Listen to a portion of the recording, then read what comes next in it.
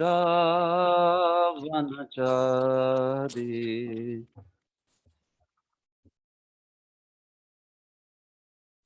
यमुना तेरा वनचारी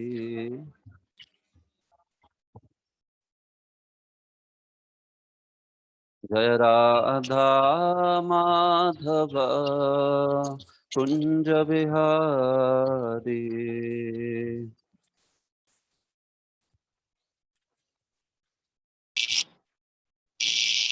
जय राधा माधव कुंज बिहारी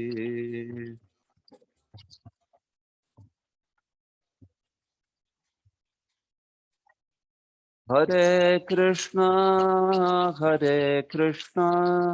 कृष्णा कृष्णा हरे हरे हरे राम राम राम हरे हरे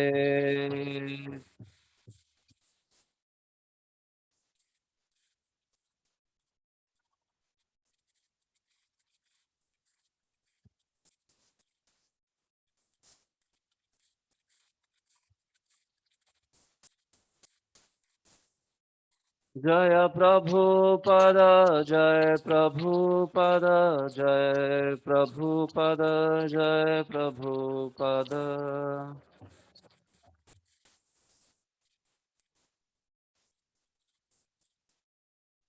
निदाय गौर हरि बोल हरि बोल हरि बोल हरि बोल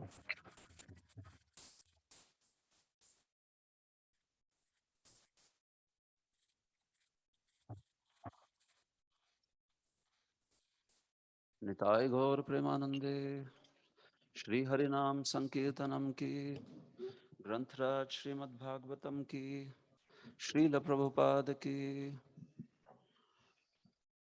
ओम नमो भगवते वासुदेवाय ओम नमो भगवते वासुदेवाय ओम नमो भगवते वासुदेवाय ओम अज्ञानतिमिरान्धस्य ज्ञानाञ्जनशलाकया चक्षुरुन्मिलितं येन तस्मै श्रीगुरवे नमः श्रीचैतन्यमनोभीष्टं स्थापितं येन भूतले स्वयं रूपः कदा मह्यं ददाति स्वपदान्तिकं वन्देऽहं श्रीगुरोः श्रीयुतपदकमलं श्रीगुरून् वैष्णवांश्च श्रीरूपं साग्रजातं सहगणा रघुनाथान्वितं तं सजीवं साद्वैतं सावधूतं परिजनसहितं कृष्णचैतन्यदेवं श्रीराधा कृष्णपदान् सहगणा ललिता श्रीविशाखान्वितांश्च नमो विष्णुपादाय कृष्णप्रेष्ठाय भूतले श्रीमते भक्तिवेदान्तस्वामिनिति नामिने नमस्ते सारस्वते देवे गौरवाणी प्रचारिणे निर्विशेष शून्यवादी पाश्चात्यदेशतारिणे नमो महावदान्याय कृष्ण प्रेम प्रदायते कृष्णाय कृष्ण चैतन्य नामने गौरत्विषे नमः हे कृष्ण करुणा सिंधो दीनबंधो जगत्पते गोपिका कांत राधा कांत नमोस्तुते तप्त कांचन गौरांगी राधे वृंदावनेश्वरी वृषभानुसुते देवी प्रणमामि हरिप्रिये वाञ्छाकल्पतरुभ्यश्च कृपा सिन्धुभ्य एव च पतितानां पावनेभ्यो वैष्णवेभ्यो नमो नमः जय श्री कृष्ण चैतन्य प्रभु नित्यानंद श्री अद्वैत गदाधर श्रीवासादि गौरभक्तवृंद हरे कृष्णा कृष्ण कृष्ण हरे हरे हरे राम राम राम हरे हरे सर्वशास्त्राब्धि पीयूष सर्ववेदैक सत्फल सर्वसिद्धांतरत्नाढ्य सर्वलोकैक दृक्पद सर्वभागवत प्राण श्रीमद्भागवत प्रभो कलिध्वांतोदितादित्य श्रीकृष्ण परिवर्तित परमानन्दपाठाय प्रेमवर्षाक्षरायते सर्वदा सर्वसेव्याय श्रीकृष्णाय नमोऽस्तु मे। मदेकबन्धो मत्सङ्गिन् मद्गुरो मन्महाधन मन्निस्तारक मद्भाग्य मदानन्द नमोऽस्तु ते। असाधु साधुतादायिन् अतिनीचोच्चतारक हानमुञ्च कदाचिन्मां प्रेम्णार्थकण्ठयो स्फुर। श्रीमद्भागवत महापुराणम की जय।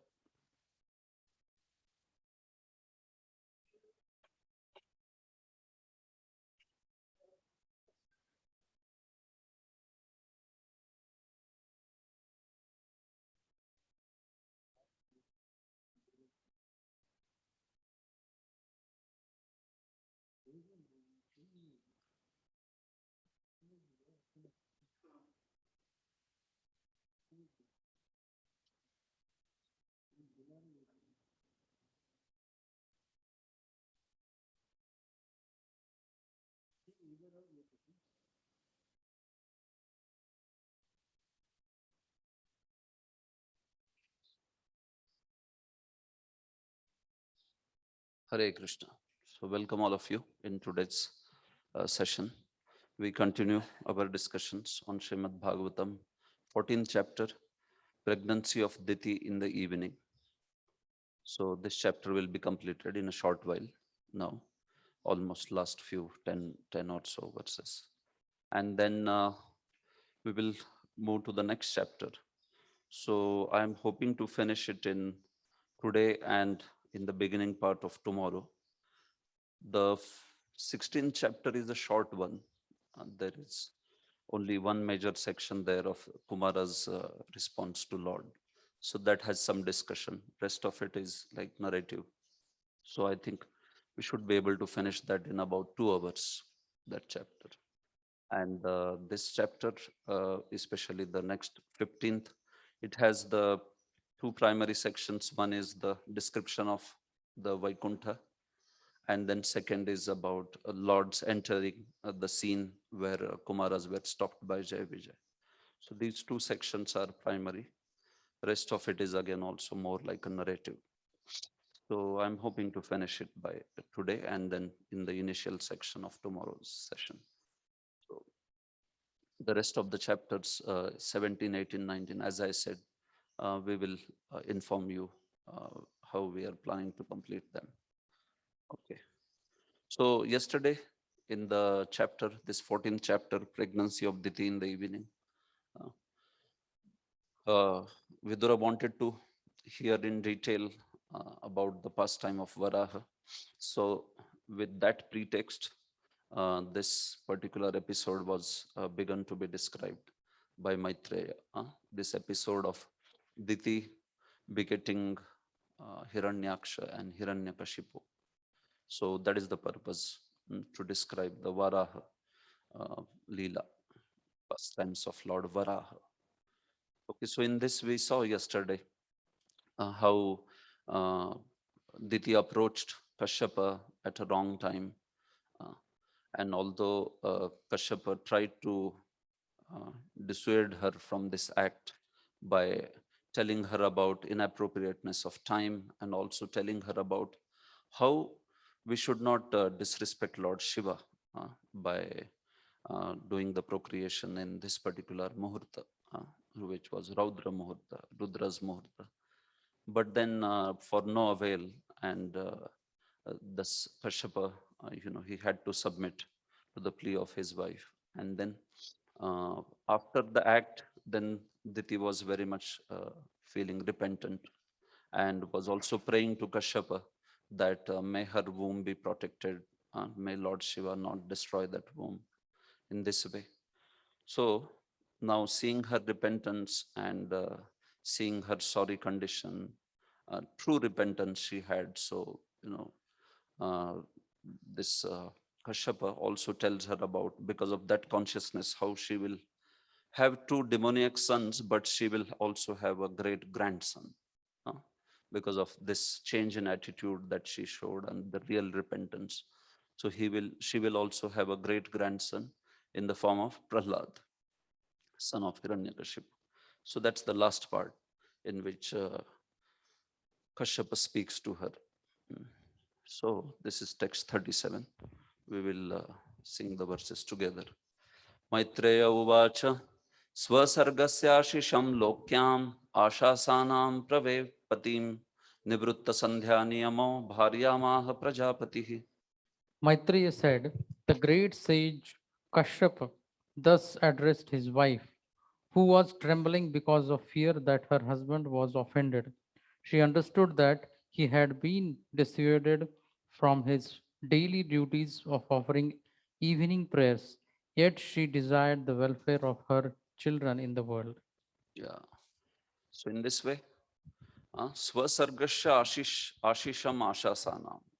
She wanted benediction or she wanted well-being of her offspring. Swasarga, here referring to the son, uh, the issue that would be born. She wanted that will be protected. The child is protected and not destroyed, or he doesn't uh, become the object of wrath of Lord Shiva. So like, because of which she was praying to Kashyapa. So Pravepatim also it is said that she was trembling, uh, that one who was uh, so much like a Sahasika, or so much like she was so much haughty in her attitude before, but now she was Pravepati. It is said she was trembling because she understood a grave mistake has been done by her, uh, by making her husband, Nivrutta Sandhya Niyamo. She diverted him from his evening duties also, and then also made him act in this forbidden manner. So she was feeling a great sadness for that, and was also trembling due to fear. So to her, Kashyapa spoke. Kashyapa uvacha अप्रायत्यादात्मनस्ते दौषान्मौर्हितिका दुत मन्निदेशातिचारेण देवानां चाति हेलनात्. The learned Kashyapa said, because your mind being polluted, because of defilement of the particular time, because of your negligence of my directions, and because of your being apathetic to the demigods, everything was inauspicious. Yeah. So he is telling four faults with her action. Huh? This action has four faults. Atmanah aprayatyat. Huh? She she was not prayatya means pavitrata. So she was very much tormented by lust, and she approached with not in a manner of submission, but rather in a manner of demanding kind of nature. So she was having that improper attitude. She was not having that pavitrya in her heart.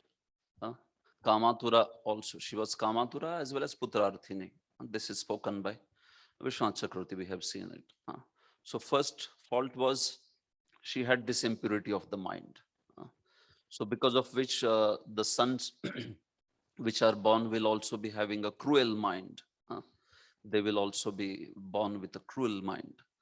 Uh, then second fault of her action was Mauhrtikat. There was dosh of muhurta. The time was not appropriate. They engaged in the act of procreation at an inappropriate time, at a wrong time. So that was the problem. Second problem. So because those two muhurtas, one or two muhurtas, both virgins are there. Pradosh has those two muhurtas starting from evening. Two muhurtas means 48 minutes into two, four ghatikas. So 6 to 7:36 is considered inauspicious time because of being presided by these personalities. So because you have engaged in this act in those inauspicious two muhurtas, so that's why two sons will be born who would be very ferocious. Hiranyakashipu and Hiranyaksha. So that is the second dosha in her activity. Man nideshati charena. Third was that she was neglectful, although Kashyapa tried her to dissuade from this act. He said that we cannot do this, but then she still forcibly pulled him. She ignored Kashyapa's instructions. So that's why she will have children who would also ignore the instructions of dharma, instructions of brahmanas, instructions of superiors. So like that, 2 sons will be born to you. And then fourth was Devanam Chati Helanat. The fourth offense was that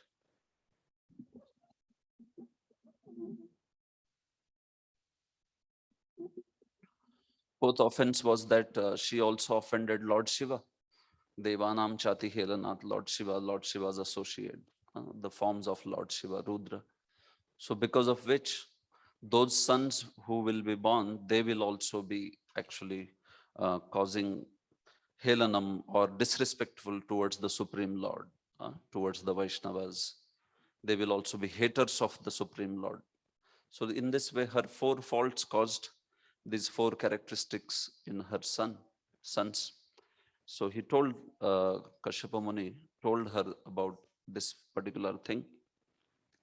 And yeah, in purport, Prabhupada says, this is 4th line, 4th line. Diti neglected all the principles of scriptural injunction, and therefore, although she was very anxious for auspicious children, she was informed that her children would not be worthy to be the sons of a Brahman.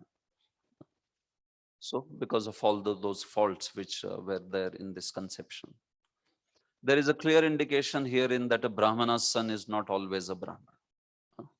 So, Prabhupada is making that point. Personalities like Ravana and Hiranyakashipu were actually born of Brahmanas, but they were not accepted as Brahmanas because their fathers did not follow the regulative principles for their birth. Such children are called demons or Rakshasas. So that is the point here, that her children which would be born because of this inappropriate conception, they would be demons. 39. Bhavishyatashtava bhadra vabhadre jatharathamo lokan sapalanstrischandi muhurakranda ishyatah. O haughty one, you will have 2 contemptuous sons born of your condemned womb. Unlucky woman, they will cause constant lamentation to all the 3 worlds. So he's chastising her with strong words. Abhadre. You are not Bhadra, you are Abhadra. Unfortunate, unlucky one, inauspicious one, like that. Because obviously Kashyap Muni is not pleased with this particular episode that has happened. So in your Jathara, in your Garbha, these 2 sons will be born. Jathara Dhamau. They are actually born of a condemned womb, he's saying. And they will cause lamentation for the whole world. Lokan Sapalan. All 3 worlds. Trin Lokan Sapalan. तीनों लोकों में सबको ये लोग क्या करेंगे? बहुत क्रंदन करवाएंगे. मुहु आक्रंदयिष्यतः. They will cause everybody to lament, to cry, like that. He's calling her also a Chandi. Chandi means one who is very aggressive. That is Chandi. One who is very ugra. Sahasika, Kopana. That is Chandi. So he's saying that you are very ugra, aggressive, like that. You are a reservoir of lust and anger. In that mood, he is chastising her like that. So much prachandyam you have shown, ye prachandata, ye aggression you have shown, and because of which we will have to suffer. The whole world has to suffer. Although I was speaking religious words, but so in a way, Kashyap knows that. I mean, what has happened here is very unfortunate, and so with anger, he is also chastising Diti. At the same time, he also has compassion for her, and that's how he will also speak about her attitude in terms of now she's very much feeling compunction, repentance about what she has done, like that. Prabhupada says in purport, contemptuous sons are born of the condemned womb of their mother. Prabhupada says, it is said in Bhagavad Gita, when there is deliberate negligence of the regulative principles of religious life, the women as a class become polluted. And as a result, there are unwanted children. Jayate Varna Sankara. This is especially true for boys. If the mother is not good, there cannot be good sons. So that is true. Even Ayurveda also speaks about, uh, in general cases, the boys carrying the characteristics of mothers. This is spoken by people like Vagbhat and those who have written Ayurveda. And daughters carrying the gunas, qualities of their fathers, like that. So in general cases. So Prabhupada is also saying here, because in this situation, the consciousness of Diti was not proper. So naturally the progeny who is born would also be having these issues. That is the point. Text 40. Paraninam hanyamananam dinanam akritagasam strinam nigrahyamananam kopiteshu mahatmasu. They will kill poor, fartless living entities, torture women, and enrage the great souls. So here their Satcharitra now. What are they going to do? Meaning here their activities. Praninam hanyamananam, they will kill the living entities. Dinanam akritagasam, even those who are faultless, those who are innocent beings, they will torture them, they will kill them. They will capture the women, they will torture the women, and they will enrage very great souls. They will offend very great souls. These are their activities, like that. Text 41. Tada Vishveshwarah Kruddho Bhagwan Lokapavana Hanishatyavatiryaso Yathadrin Shataparvadrak. At that time, the Lord of the universe, the Supreme Personality of Godhead, who is the well-wisher of all living entities, will descend and kill them, just as Indra smashed the mountains with his thunderbolt. Yeah. So Kashyap is able to know this, what is going to happen to them by his mystic power. He has also that Trikaladnyata, which is because of which he is able to see what is going to happen. So in this way, when they torture the jivas, they offend the great souls, then Lord will appear, Vishveshwaraha, Supreme Lord, and he will Hanishyati, he will kill these people, these two sons. Lord will appear and kill them. Yathadrin Shataparvadrik, just as great mountains are destroyed by Shataparvadrik, by Indra, who holds the Vajra. Shataparva, it has 100 knots within it, joints within it, in the Vajra.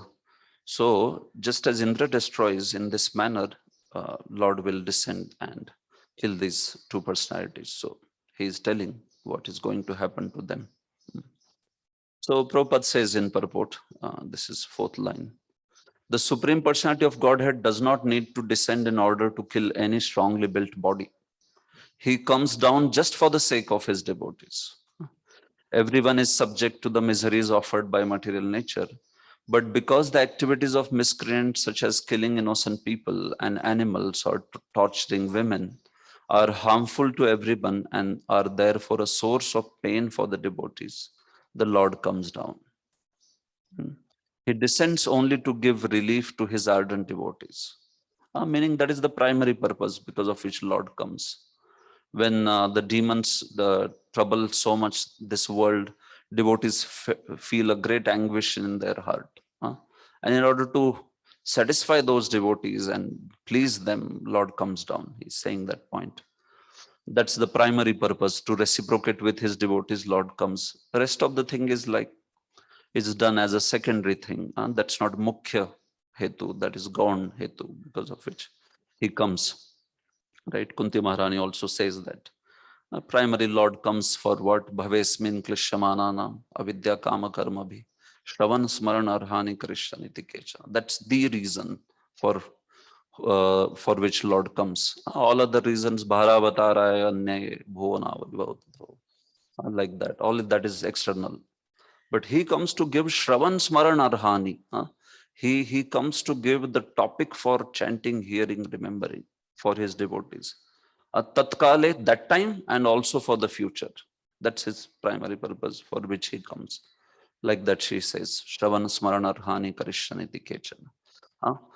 Otherwise, what will devotees discuss if there is no Lord's pastimes, only no pastimes? They'll not discuss WhatsApp jokes, or they'll not discuss some other stuff, mundane stuff like that, right? They discuss Lord's pastimes. So that is why he comes to give that subject matter. That's the reason Kunti Maharani says why Lord appears, to reciprocate with devotees at that time and also with the future devotees by giving them subject matter to discuss like that. So in this way, text 42, Ditiruvacha Vadham Bhagavata Sakshat Sunabhodara Bahuna Asha se Putrayor Mahyam Ma Kruddhat Brahmanat Prabho. Diti said, "It is very good that my sons will be magnanimously killed by the arms of the personality of Godhead with his Sudarshan weapon. O my husband, may they never be killed by the wrath of the Brahmana devotees." So Diti, when she got to know that they will be killed by the Lord, so she is in one way happy about them, because they will be killed by the Lord, so they will be delivered. So she is saying that Vadham Bhagavata Sakshat. I desire that, yes, if they are going to be torturers, if they are going to be in this way scoundrels, let them be killed by Supreme Lord. No, but they let them not be killed by Brahmana's wrath. So what is the meaning? We'll see that. Sunabhodara Bahuna, the Lord who holds that Sudarshan Chakra in his hand, may that Lord kill them. Ma Kruddhat Brahmanat Prabhu. Let them be not be burnt by wrath of a Brahmana, but by Supreme Lord's hand, let them be killed. Prabhupada says in purport, when Diti heard from her husband that the great souls would be angered by the activities of her sons, she was very anxious. She thought that her sons might be killed by the wrath of the Brahmanas. The Lord does not appear when the Brahmanas become angry at someone, because the wrath of Brahmana is sufficient in itself. That itself is sufficient to finish off a person. He certainly appears, however, when his devotees simply become sorry. A devotee of the Lord never prays to the Lord to appear for the sake of removing the troubles the miscreants cause for him, and he never bothers him by asking for protection. Rather, the Lord is anxious to give protection to the devotees. Diti knew well that the killing of her sons by the Lord would also be his mercy, and therefore she says that the wheel and arms of the Lord are magnanimous. Sunabo dar bahuna, like that. If someone is killed by the wheel of the Lord and is thus fortunate enough to see the arms of the Lord, that is sufficient for his liberation. So that was her idea, that they will be liberated. If they are killed by the Lord, then they will get the liberation. But just somebody being burnt by wrath of a Brahmana is a very despicable condition. So she says that in the next verse, text 43. Na Brahma Danda Dagdasya, na Bhuta Bhayadasya cha, Narakaschanu Yam Yam Yoni Masau Gatah. A person who is condemned by a Brahman or is always fearful to other living entities is not favored either by those who are already in hell or those in the species in which he is born. Yeah. But one who offends a great soul or a Brahmana, Brahma Danda Dagdhasya, Narakascha Anugrahnanti, na. उसको तो नरक के लोग भी उसको जगह नहीं देते. One who has offended great souls or Brahmanas, even they are not favored by people who are already in the residence, hell, in the residence of hell. Yam yam yoni masaugata, or whichever yoni they go, these people are put into such situation where in that yoni, whoever are the living entities around them, they also torture them. They also don't show any favor to them. They also don't show any anugraha to them, because that is how serious Brahma aparad, Brahmanas, some Brahmana getting offended, that is very severe. So such a person is condemned. Prabhupada says in purport, a practical example of a condemned species of life is the dog. Dogs are so condemned that they never show any sympathy to other dogs.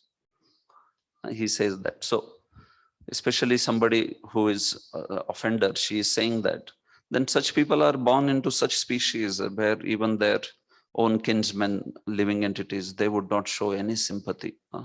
But if they're killed by Lord, they would attain liberation.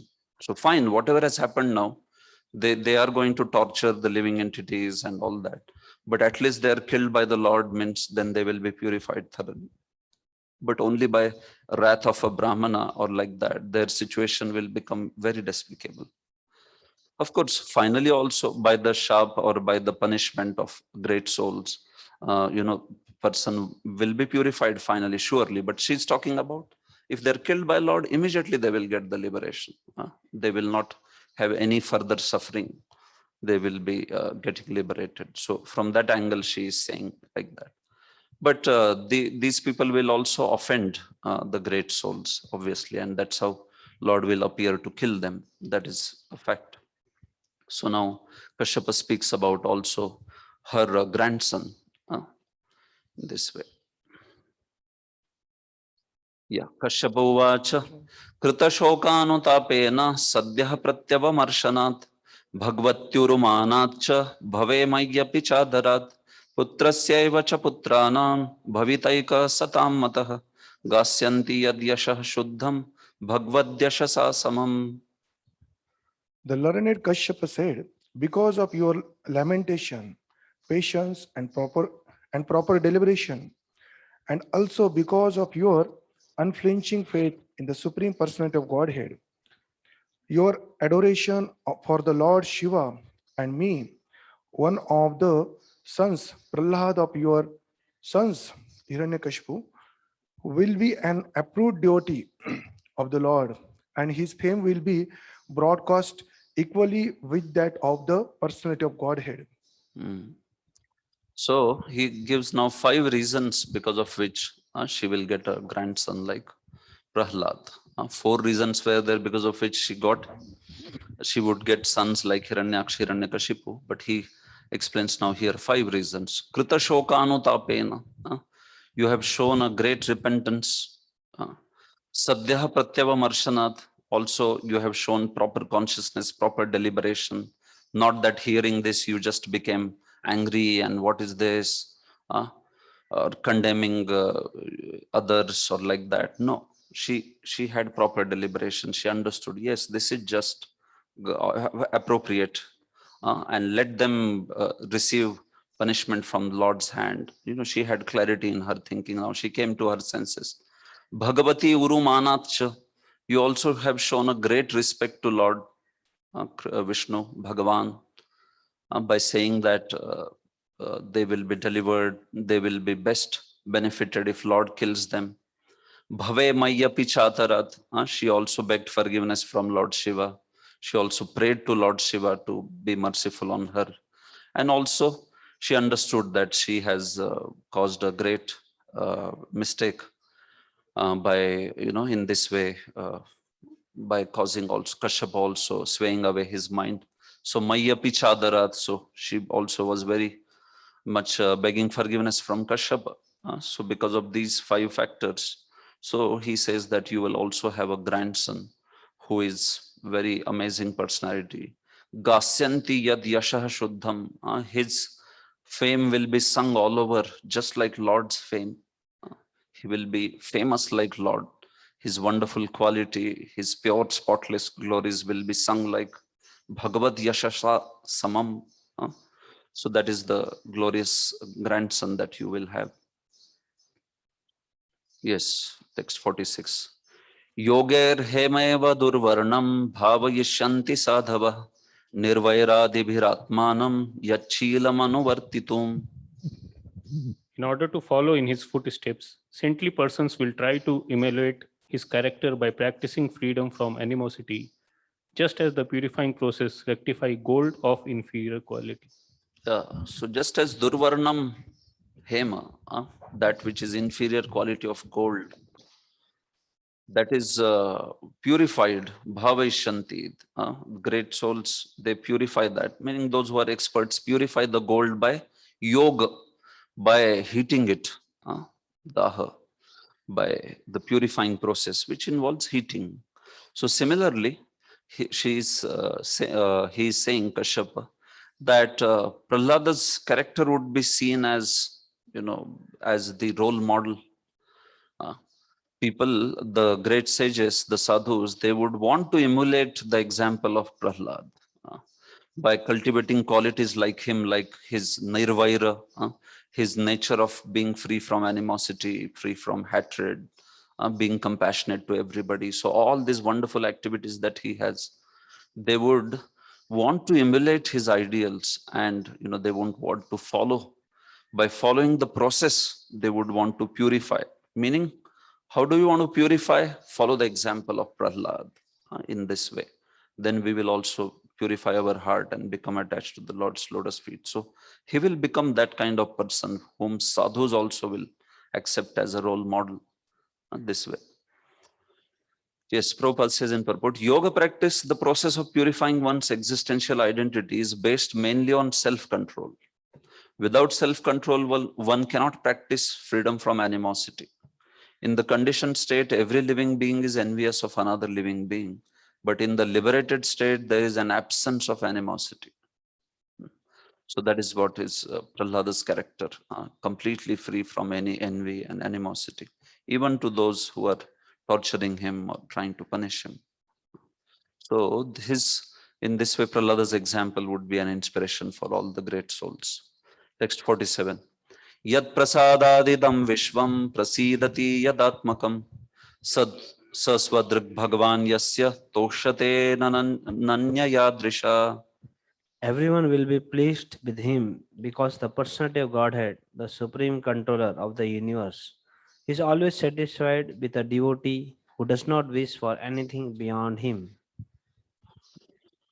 This whole world, yat prasadadidam vishvam prasidati, by whose satisfaction the whole world is satisfied, yasmin tushte jagat tushtam. That Supreme Lord will be yasya toshate. He will be pleased with Prahlad. जिनकी प्रसन्नता से पूरा विश्व प्रसन्न होता है, वो भगवान प्रहलाद से प्रसन्न हो जाएंगे. स्वदृग भगवान अनन्य यादृशा, उस प्रकार का अनन्य दृष्टि होगा उनका, अनन्य यादृशा. He will have such great vision, such great, this means basically devotion. He will have such pinpointed devotion. His drishti will always be on the Supreme Lord only, to nothing material. So by that, Supreme Lord will be pleased with him. Yasya toshate. In this way. So, yeah. Shrijiv Goswami says, Tadeka Spurti Maya. Always Prahlad will be blessed with Lord Spurti within his heart. His heart will never be deviated to any other material thing. So that's why Lord will also be constantly drawn towards him. Swadrik, one who sees at his devotees. Swadrik means one who has always eyes on his devotee. So Swadrik, that is the meaning. One who takes special care of devotees, Prabhupada writes like that. So that is Prahlad. Basically, Prahlada's glorification is there in these verses till 50. Text 48. Savai Mahabhagavato Mahatma Mahanubhavo Mahatam Mahishta Prabruddha Bhaktya Yanubhavitashaye Nivesha Vaikunthamimam Vihasyati. The topmost devotee of the Lord will have expanded intelligence and expanded influence, and will be the greatest of the great souls. Due to mature devotional service, he will certainly be situated in transcendental ecstasy and will enter the spiritual sky after quitting this material world. Yeah. Savai Mahabhagavat, Mahatma, Mahanubhav, Mahatam, Mahishta. All ma is there. Anupras, alliteration, figure of speech. So he will be a Mahabhagavat, he will be a Mahatma, meaning one who has great intelligence, great determination, great influence. Mahatam Mahishta, even the greatest souls will also accept him and respect him, worship him. And in this way, Pravruddha Bhaktya Hanubhavitashaye. In this way, always being situated in great devotion to the Supreme Lord, increasing devotion, At the stage of ecstasy, Prabhupada says, Anubhavita is Anubhav stage. So that is, Prahlad is born with Bhava Bhakti. Rup Goswami says that in Bhakti Rasamrita. Prahlad is born with Bhava Bhakti, straight, that way. So he will, so you know that Bhava and then effect of that, that component comes as Anubhava. So anyway, point is that he will be always situated in love for the Supreme Lord. And in that way, with that great devotion, ecstatic devotion, he will give up this world and he will go back to the spiritual world at the end of his life. So that is what is spoken. Text 49. Alampatah Sheeladharo Gunakaro Drishta Paradhya Vyathito Dukkhiteshu Abhuta Shatrur Jagata Shoka Harta Naidha Gikam Tapamivoduraja. Yes.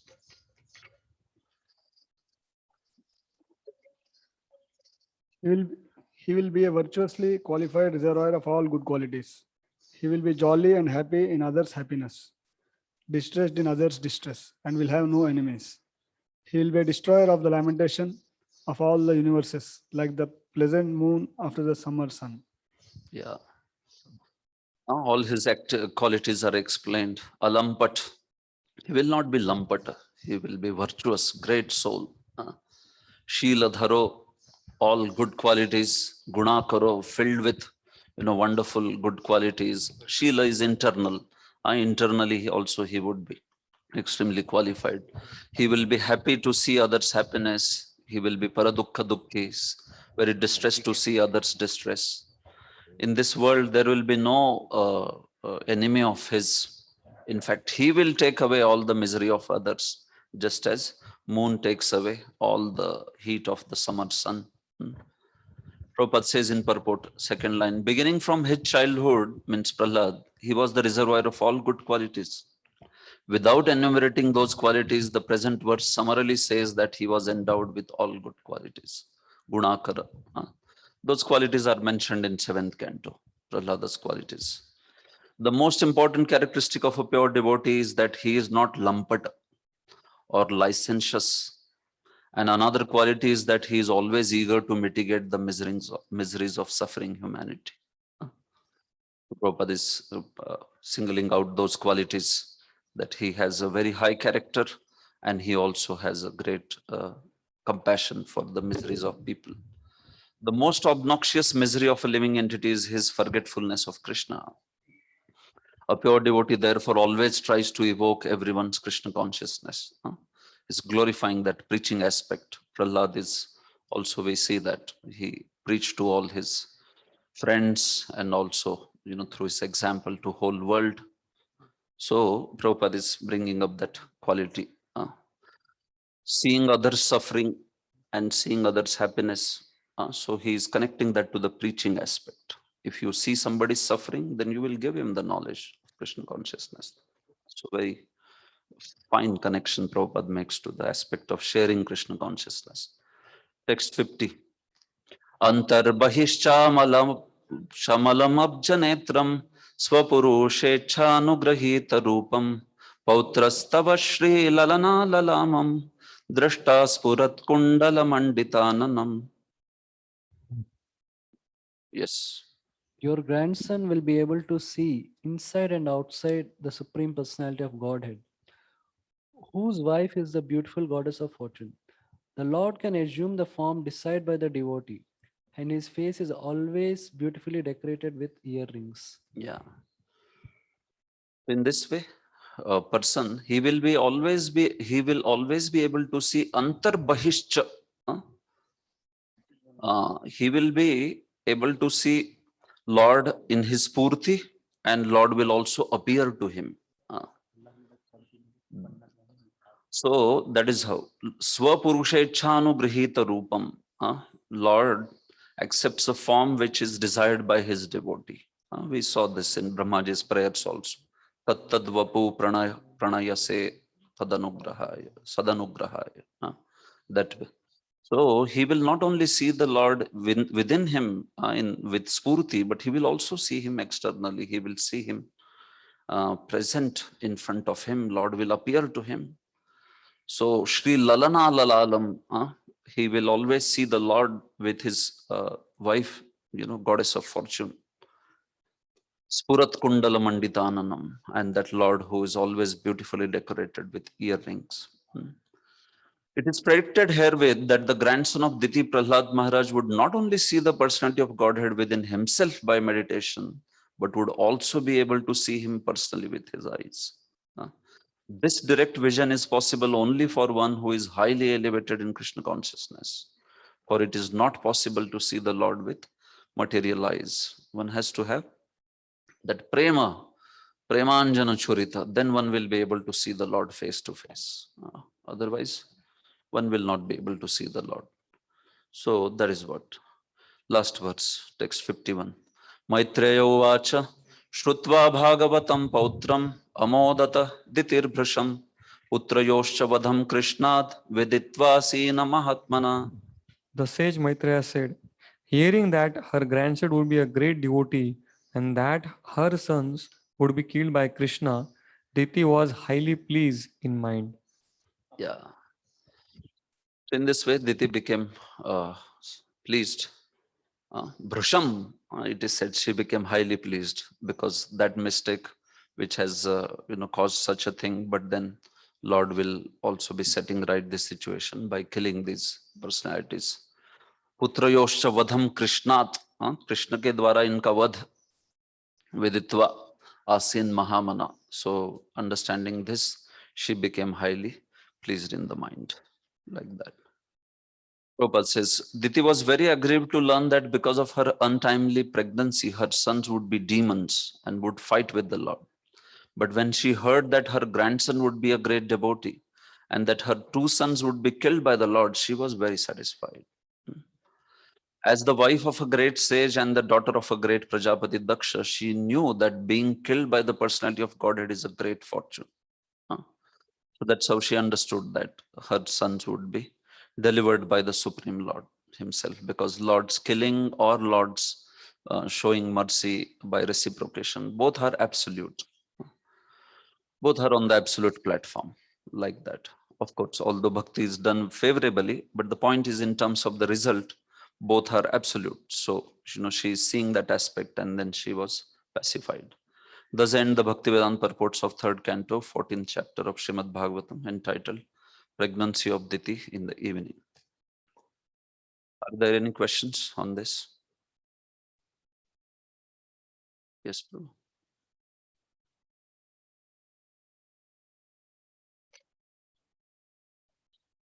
Although not commented like that by the acharyas, but from the way Diti is lamented, seems like she is more fearful of the death of her. Shiva's wrath leading to some consequence on the sons rather than the inauspicious attitude towards Lord Shiva. And then later also when she comes to know that, okay, at least they will not be killed by the Brahmana's rage, but by Vishnu. So then it looks like okay, they will have a good destination. But actually already he has mentioned that they will Torture. enrage the great soul. So that means it's not like the Brahmanas are not, the shloka which he quotes, that person who is condemned by the Brahmanas. So person is already condemned because they are showing rage. Now they have shown so much rage that the Lord only has to come. Correct. So that means she is not seeing that aspect. So although the acharyas are putting it in a very, and this Kashyapa Muniji is also saying that you have sincerely repented, so you will get a good grandson and all.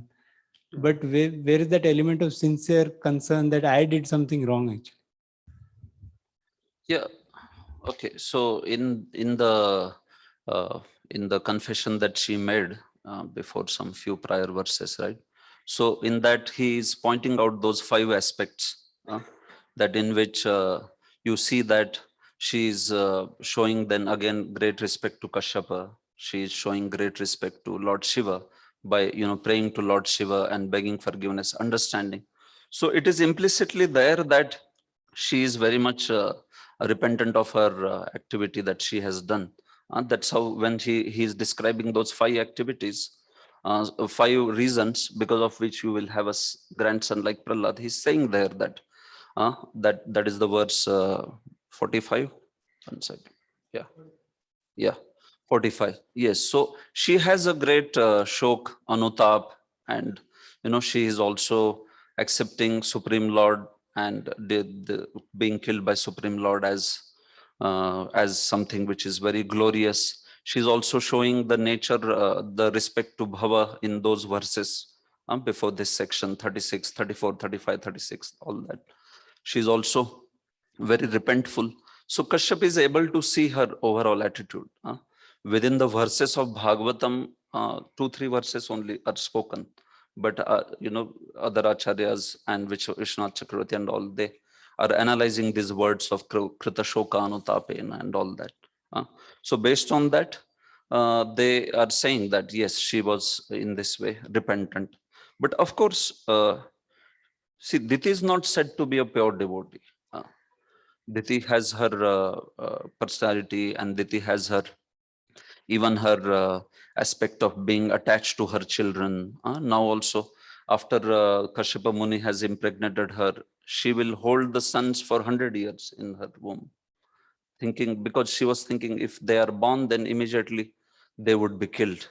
Or they would be, then immediately they would become the reason for wrath of the devas, wrath of the demigods. They would start torturing and immediately. So she was also in one way, although she knows that those are demoniac sons, but she was naturally worried about their well-being also. And from that angle, when she got to know that, okay, finally, at least they will be delivered by the Lord. So then she became peaceful. She became happy that way. So all these components are there. Bhagavatam, those 2-3 verses are describing her attitude. But then, in 44, 45, we see that these things are there. She is repentant. She is showing proper deliberation. She is glorifying Lord's devotional service in terms of meaning Lord and Lord killing him, that being the best recourse. And she is also showing the respect to Bhava and him. So because of all these reasons, he is saying that that would be the destination. Yes. But Diti has her personality, no doubt about it. Even at the later point, with this episode of Maruts and all, you see that, right? She has that envy and that thing nature. Aditi is seen very differently than Diti. Yes. But yeah, at this particular point, you see some amount of repentance and all. So based on that, he is saying. Of course, in one way also, they are being an instrument over here. They meaning especially Kashyap, in this aspect of Leela, they are becoming an instrument, but that doesn't take the blame away from Diti anyway. We have discussed that principle already, that sometimes these personalities are used in Lord's service, but with not necessarily that they are pure devotees or something like that. So from that angle. Question in the chat by Gaurlila Prabhu. How come grandmother Diti's consciousness is leading to good childbirth, Prahlad? No, point here is that, see, Kashyap is telling here that she caused this particular thing. And then because she lamented, because she is repentant, she is getting a benediction. She is getting that particular thing. It is not like, just as son's consciousness is influenced by mother, so, grandson's consciousness is also influenced. No, she is getting a benediction. That's the point there. She is receiving a benediction that she will also receive a grandson like that. So that in terms of it doesn't have a connection in terms of the seminal thing. It is more like ushapa. You get some ushapa, or you get some benediction after you are lamenting or like that. Then that ushapa can be anything. It can be, once the personality is pleased, then finished. Then after that, it can lead to any consequences. Okay. So there is no connection like that in terms of her consciousness leading to a grandson or like that. No, it is because of Kashyapa being pleased with her. And of course, as a part of total arrangement of the Lord's Leela. But this is more of a benediction of Kashyapa rather than anything else. That's the point. Okay. Yes. Anything else? Hare Krishna, Prabhuji. Yes, Prabhu. Prabhuji, in this episode, we saw that in one of the purports, Srila Prabhupada compares the character of Kashyapa with the Haridas Thakur, a pure devotee, Yeah. and who was best strength of his Krishna consciousness. He was not influenced by that prostitute negatively. And in one of the Bhagavad Gita purports, Dhyato Vishayan Pumsa, He Prabhupada again compares Lord compares. Shiva. So, can you please throw some light about that? Lord Shiva's this thing. No, so there Lord Shiva is seen as a demigod. He is comparing Lord Shiva when he plays the role of a demigod. So Lord Shiva as Sadashiva behaves differently, and Lord Shiva as Rudra behaves differently, as a Devata, which is the 11 forms of Rudra. So that is where he also sometimes manifests getting carried by a particular mode, like mode of ignorance, tamoguna, or like that. So these are the places where then you will hear that how Brahma is also not beyond the modes, or Lord Shiva is not beyond the modes. But they are playing that role actually. So for Brahma, if it is said, then you also can take it in a way that it is talking about other Brahmas, not Chaturmukh Brahmas. Usually they are also influenced by mode of passion. Similarly, Rudra is in his pastime as Devata, as Rudra, 11 Rudras, he is shown to be influenced by mode of ignorance, meaning Krodh. He is in fact the deity of Krodh. So taking that particular aspect, Prabhupada is comparing him with Haridas Thakur, where Haridas Thakur is showing the nature of pure devotional service, which is completely transcendental beyond the three modes. So it is more than, I mean, it is not to minimize Lord Shiva or like that. Lord Shiva is Shambhu Tattva. He is non-different than Lord Vishnu. But the point over there is that particular demigod aspect that he is speaking, where these personalities sometimes manifest that kind of nature. So that's why he's comparing this thing. But pure devotees, they are nirguna. They are completely beyond all three modes. They don't get influenced by any of the modes in any ways. No rajagun or tamogun like that. They are completely on Vishuddha Sattva. So he is mentioning that particular point. So it is not so much a comparison between personalities, but a comparison between nirguna sthiti, somebody who is beyond modes, and a situation where somebody is, even though maybe a great person, but still influenced by certain modes, like mode of ignorance or mode of passion. So it is like that. Is it clear, Babu? Yes, sir. Thank you. Yeah. Yeah. Okay. So it is 12:05 now. Some question. We should take a break and then we will continue the next chapter. Hare Krishna, this is an announcement for all the newly joined brahmacharis for Bhakti Vaibhav course. So you need to just wait for 10 minutes after the class. Vamshidanpu will be coming and making some announcements regarding the completion of previous units. Hare Krishna.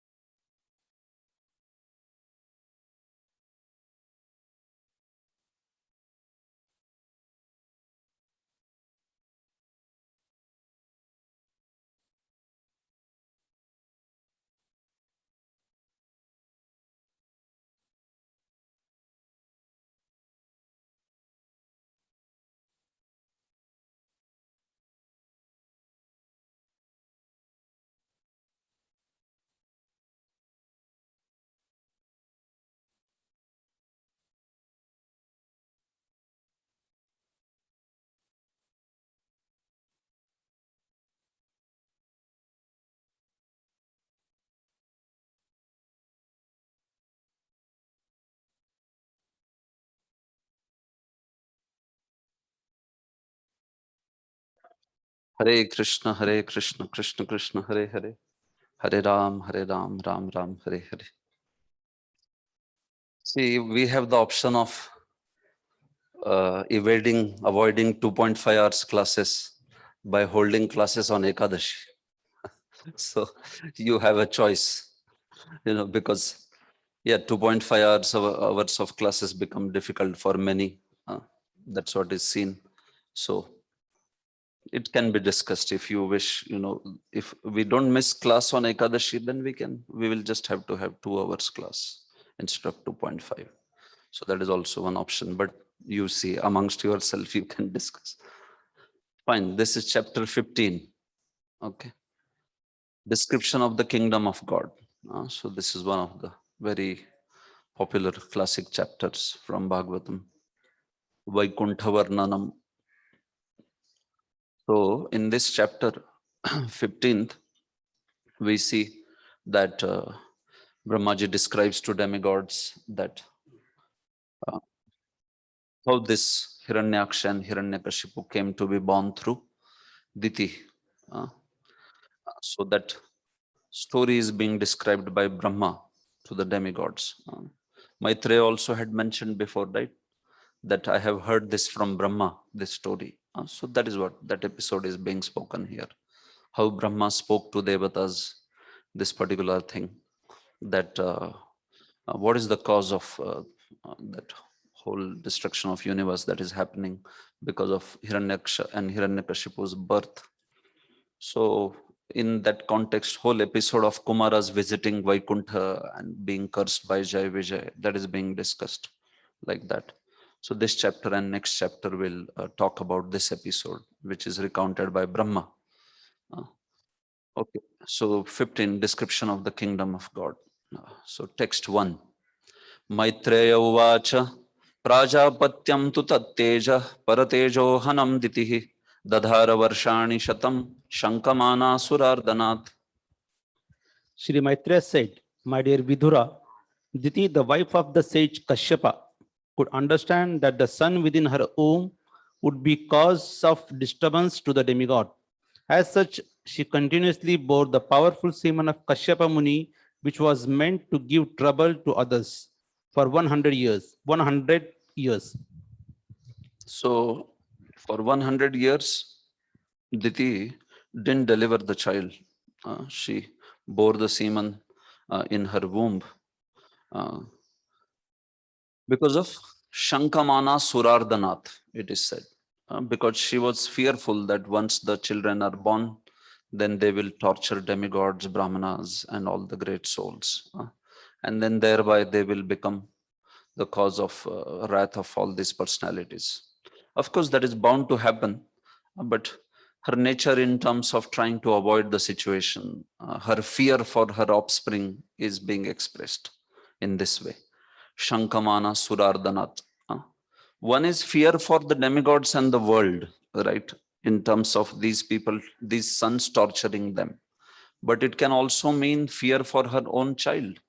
Shankamana Asurardanat. If you connect these two, it becomes Asurardanat. Sandhi. So that Asurardanat is being translated by Acharyas as असुरों का जो earthen करते हैं उनसे भय था दिति को. असुरों का अर्दन कौन करते हैं? Who kills the demons? Lord Vishnu. So because of fear of Lord Vishnu, she held the child in her womb for 100 years. That is also the meaning. Surardanat. So Surardanat और असुरार्दनाथ दोनों aspect है. सुरार्दनाथ दिखाता है कि उनको देवताओं की चिंता है. असुरार्दनाथ दिखाता है उनको बच्चे की चिंता है. And both the aspects were there in her mind like that. So this is how she didn't deliver the child immediately. So Prabhupada also says in purport, last line, Diti therefore was reluctant to give birth to her babies. She waited for 100 years so that at least she could save the demigods from the disturbance for that period. So Prabhupada is taking that meaning of Surardanath. Okay, text 2. Loke tena hata loke lokapala hatau jasah nyevedayan vishvasrije dvantavyati karam disham. By the force of the pregnancy of Diti, the light of the sun and moon was impaired in all the planets, and the demigods of the various planets, being disturbed by that force, asked the creator of the universe, Brahma, what is this expansion of the darkness in all directions? So, such was the power of these two personalities who entered Diti's womb, that they made the whole world full of darkness. Because these were not some ordinary personalities, right? They were very powerful. So, loke tena ahata loke. उनके द्वारा इस जगत का आलोक, all the prakash, all the light of this world was ahat, was finished, and it became like darkness in the day. So all of the Lokpalas, all the demigods, they went to Lord Brahma, seeing all that Dhvanta Vyatikara, meaning seeing the darkness everywhere, like that. The blind darkness had just spread everywhere. So which direction is what? They were not able to understand. That is called as Dhvanta Vyatikar. कौन सी पूर्व दिशा है, कौन सी पश्चिम दिशा है, कुछ समझ नहीं रहा, कौन सा दिन है, क्या समय है, क्या रात है. It became all very dark because of these personalities being held in the womb of in the womb of Diti, like that. So even sun and moon, they were impaired in their power. That is the point over here. Text 3. Deva uchuhu tama etad vibho vetha samvigna yadvayam bhrisham nahyavyaktam bhagavata kalena sprishta vartmana. The fortunate demigod said, O great one, just see this darkness, which you know very well, and which is causing an anxiety, because the influence of the time cannot touch you. There is nothing unmanifested before you. So you understand what is happening here. That what is the reason that, see, demigods understood that Diti is holding two personalities in her womb. That became known. But then why it is causing the whole darkness to the whole world, that thing that they are not aware, and that they are asking to Brahmaji. That will be clear in the next further verses, that they ask that we have heard that Diti has bore the sons now, but why is that it is causing this whole world full of darkness? So, Kalena Sprishta Vartmana, they're glorifying Brahmaji as one whose knowledge is not destroyed by time.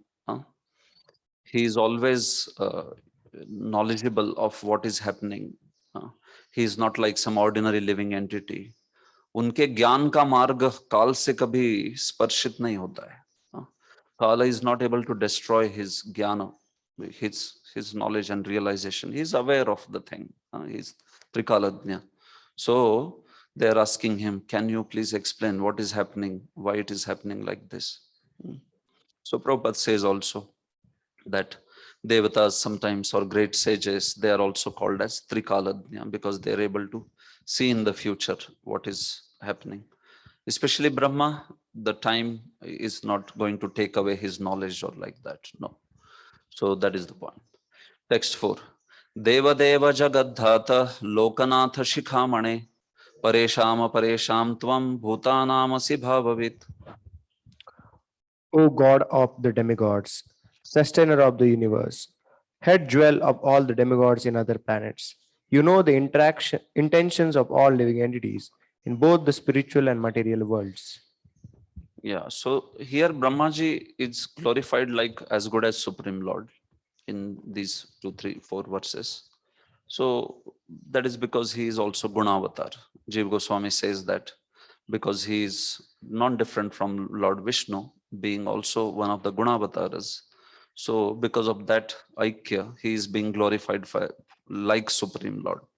But not that everything that they are saying is necessarily for him. Actually, some of the things they are saying are actually meant for Supreme Lord. But they're glorifying him with that particular perspective. Shiva and Brahma are often glorified like that because they being Gunavataras. So naturally they are equated with the Supreme Lord from that angle. But still we know that there is difference that way. So here Devatas are glorifying him. Deva Deva, you are the Lord of all the demigods. Jagadhata, you are the sustainer of universe. Lokanath Shikamane. You are the head jewel of the demigods in all the planets. Paresham aparesham tvam bhutanam asi bhavavit. You know the intentions of all the living entities in spiritual world or material world, like that. So all these words are only addressed by Prabhupada in purport. He just takes one word and he addresses these words in the purport. So he says finally, they're asking, why was the pregnancy of Diti causing such anxieties all over the universe? In purport, last line, he's saying, they wanted explanation of this incident by Brahmaji. Text 5. Namo Vijnana Viryaya Mayayedam Upeyushe Grihita Guna Bhedaya Namaste Vyakta Yonaye. O original source of strength and scientific knowledge, all obeisance unto you. You have accepted the differentiated mode of passion from the Supreme Personality of Godhead. With the help of external energy, you are born of the unmanifested source. All obeisance unto you. You are Vijnana Virya. You have your strength is your great realization, Vijnana of Supreme Lord. You have full realization of Supreme Lord. Mayaya idam upeyushe. They are saying that you have accepted this body of Brahma by Lord's potency. If you take this meaning to be referring to Brahma, then that's how it means. If you put it for Lord, then it will be different. Mayaya idam upeyushe would mean that he has created this universe out of his own energy, like that. Grihita guna bhedaya, you have accepted the mode of passion for creation, Gunavatar. Namaste avyakta yonaye. Nobody knows how you are born. What is the yoni from that you are born? He is Swayambhu, right? He is born from Supreme Lord without help of any mother. So that is avyakta yonaye in that manner. So again, Prabhupada explains these words in the purport. Text 6.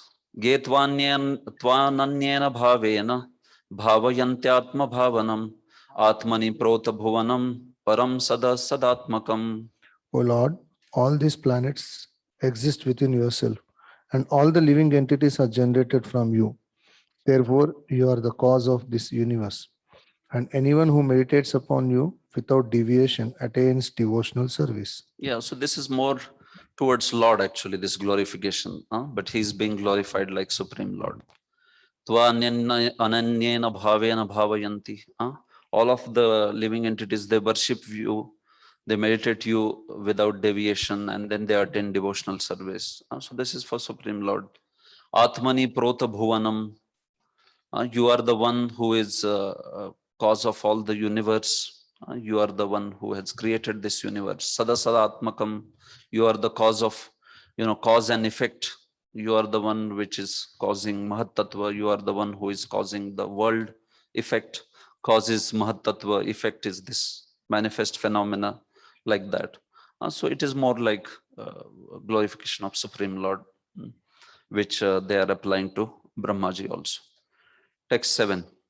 Tesham supakva yoganam jitashvasendriyatmanam labdha yushmat prasadanam na kutaschit parabhava.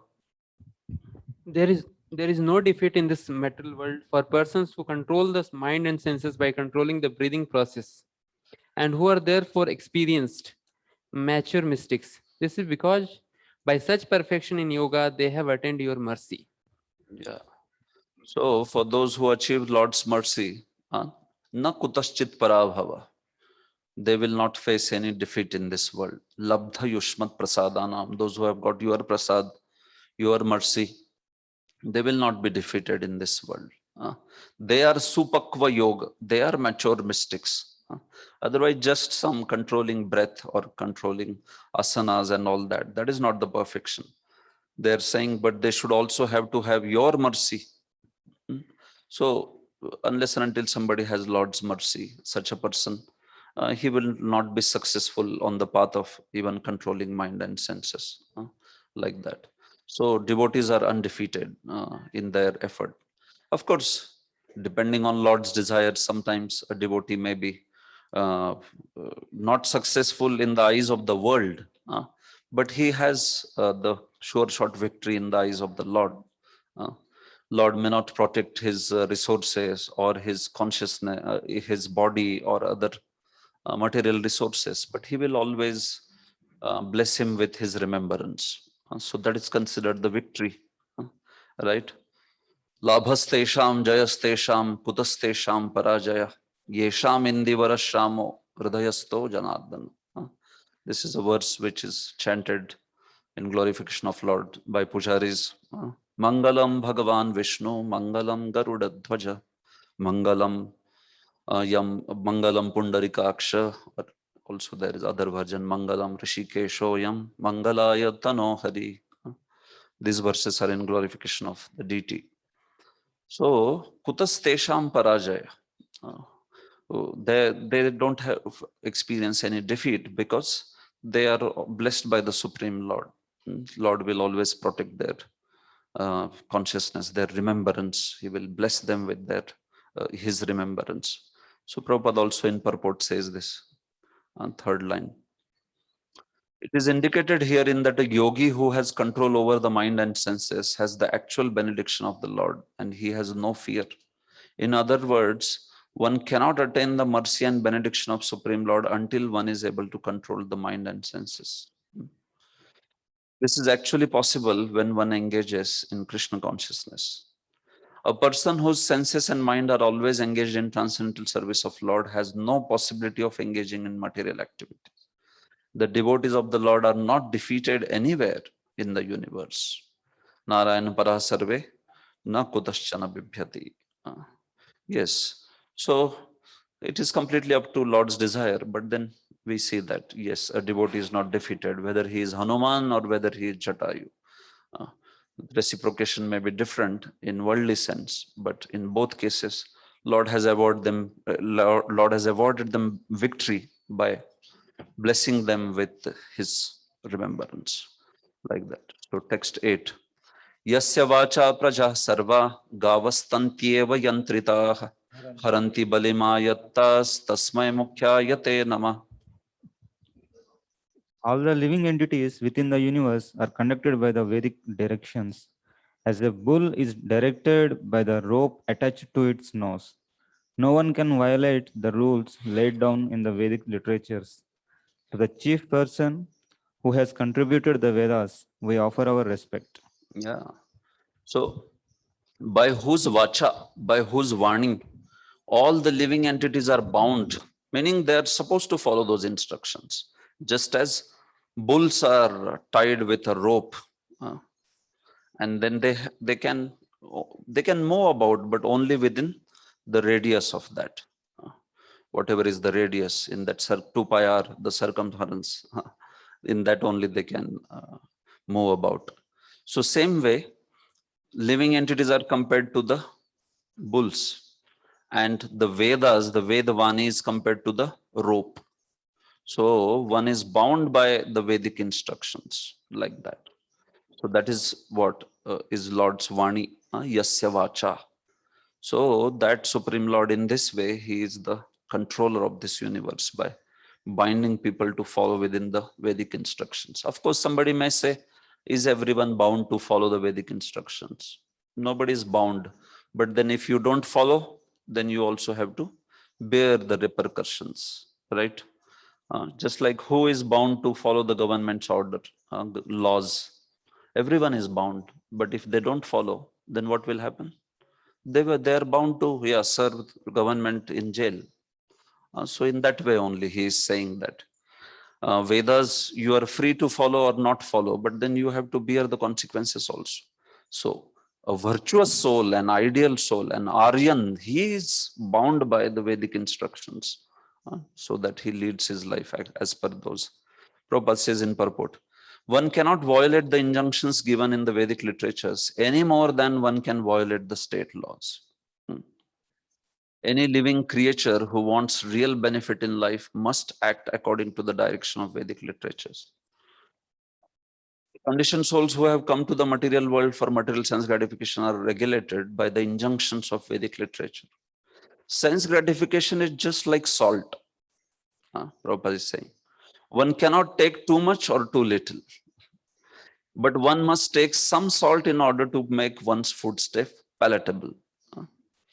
So same way in this material world, sense enjoyment is like salt. One needs to accept appropriate quantity only. Less, one will feel food is tasteless, and if more, then surely it is something which one wants to just spit out. So same way, some amount of eating, sleeping, all those activities are allowed, which are as per Vedas, as per Vedic literature, as per one's own ashram, varna and ashram, and that much one should accept, not more. That is the point here. Otherwise, one will be put into miserable condition. One will have to bear the consequences of violating Vedic regulations. So you can't break the law of Lord. You can only break yourself against the law of the Lord. That is the point. Text 9. Satvam vidhastva sham bhumans tamasa lupta karmanam adabhradaya drishtya apananarhisichitum. The demigods prayed to Brahma, "Please look upon us mercifully, for we have fallen into a miserable condition. Because of the darkness, all our work has been suspended." Yeah. So in this way, please bestow good fortune upon us. Please tell us the solution of this situation. We have become tamasa lupta karmanam. तमो अंधकार के कारण हमको समझ नहीं रहा है क्या कार्य करना है, क्या नहीं करना है, दिन क्या है, रात क्या है. It had become completely dark. So that's why with a merciful vision, you please protect us who have come to your lotus feet. So they are praying to the great soul Brahmaji so as to get the solution to this situation this way. Text 10. Esha deva diter garbha ojah kashyapam arpitam dishastimirayan sarva vardhate agni rivaidhasi. As fuel overload fire, so the embryo created by the semen of Kashyapa in the womb of Diti was caused complete darkness throughout the universe. Yeah. So this is demigods only, they are saying. So they understand that this is caused because of Diti's garbha. Dishastimirayan, they have made all the directions dark, and it is increasing more and more and more. That darkness, that serious situation. Just like fire, it becomes more ablaze by the wood, by the fuel. So they want to know what is the reason why Diti's bearing a child has caused such a situation. It is not, it should have been a normal birth like any other lady. What has happened here that it has become such a terrible situation? Text 11. Maitreya uvacha saprahasya mahabaho bhagavan shabda gocharaha pratyachashtatma bhurdevan prinan ruchiraya gira. Sri Maitreya said, "Thus Lord Brahma, who is understood by transcendental vibration, tried to satisfy the demigods, being pleased with their words of prayer." So in this way, Brahmaji, when he heard these words, prahasya, he smiled slightly because he knew why it is happening. They didn't know, but he was aware of why it is happening. So he smiled within his heart like that. That, oh, this is because of Diti's, that mistake. Because of that only this is happening.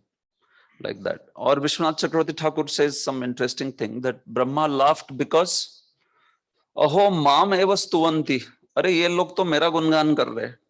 एतद विपत्ति त्राणे को अहम वराक, ये विपत्ति में मेरे जैसा मूर्ख क्या करेगा? He's saying like that.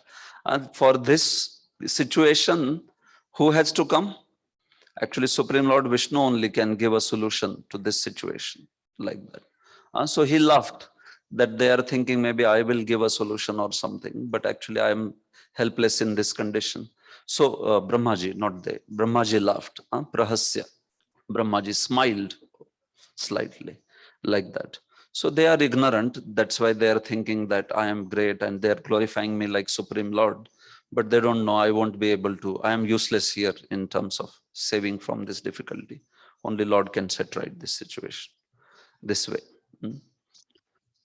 So that is the point. Brahma, text 12. Brahmovacha manasa me sutta yushmat purvaja sanakadayah cherurvihaya sa loka lokeshu vigataspruhaha. Lord Brahma said, "My four sons, Sanak, Sanatan, Sanandan, and Sanat Kumar, who were born from my mind, are your predecessors. Sometimes they travel throughout the material and spiritual skies without any definite desire." Yeah. So now Brahmaji starts describing what is the reason, why it has happened. So he will tell why Diti's womb in this way, I mean the embryos, why they are causing so much of utpatti, so much of apatti, like that. So ये विपद का कारण मैं अभी बताता हूं तुमको. So this is what Maitreya also referred before. Brahmaji is going to tell to demigods the reason of this catastrophe. Why it happened. So he begins to tell this story. Manasa me suta yushmat. These my sons who are born from me, from my meditation, Kumaras, they travel all over the world. Vihayasa, nabhamargena. They fly everywhere.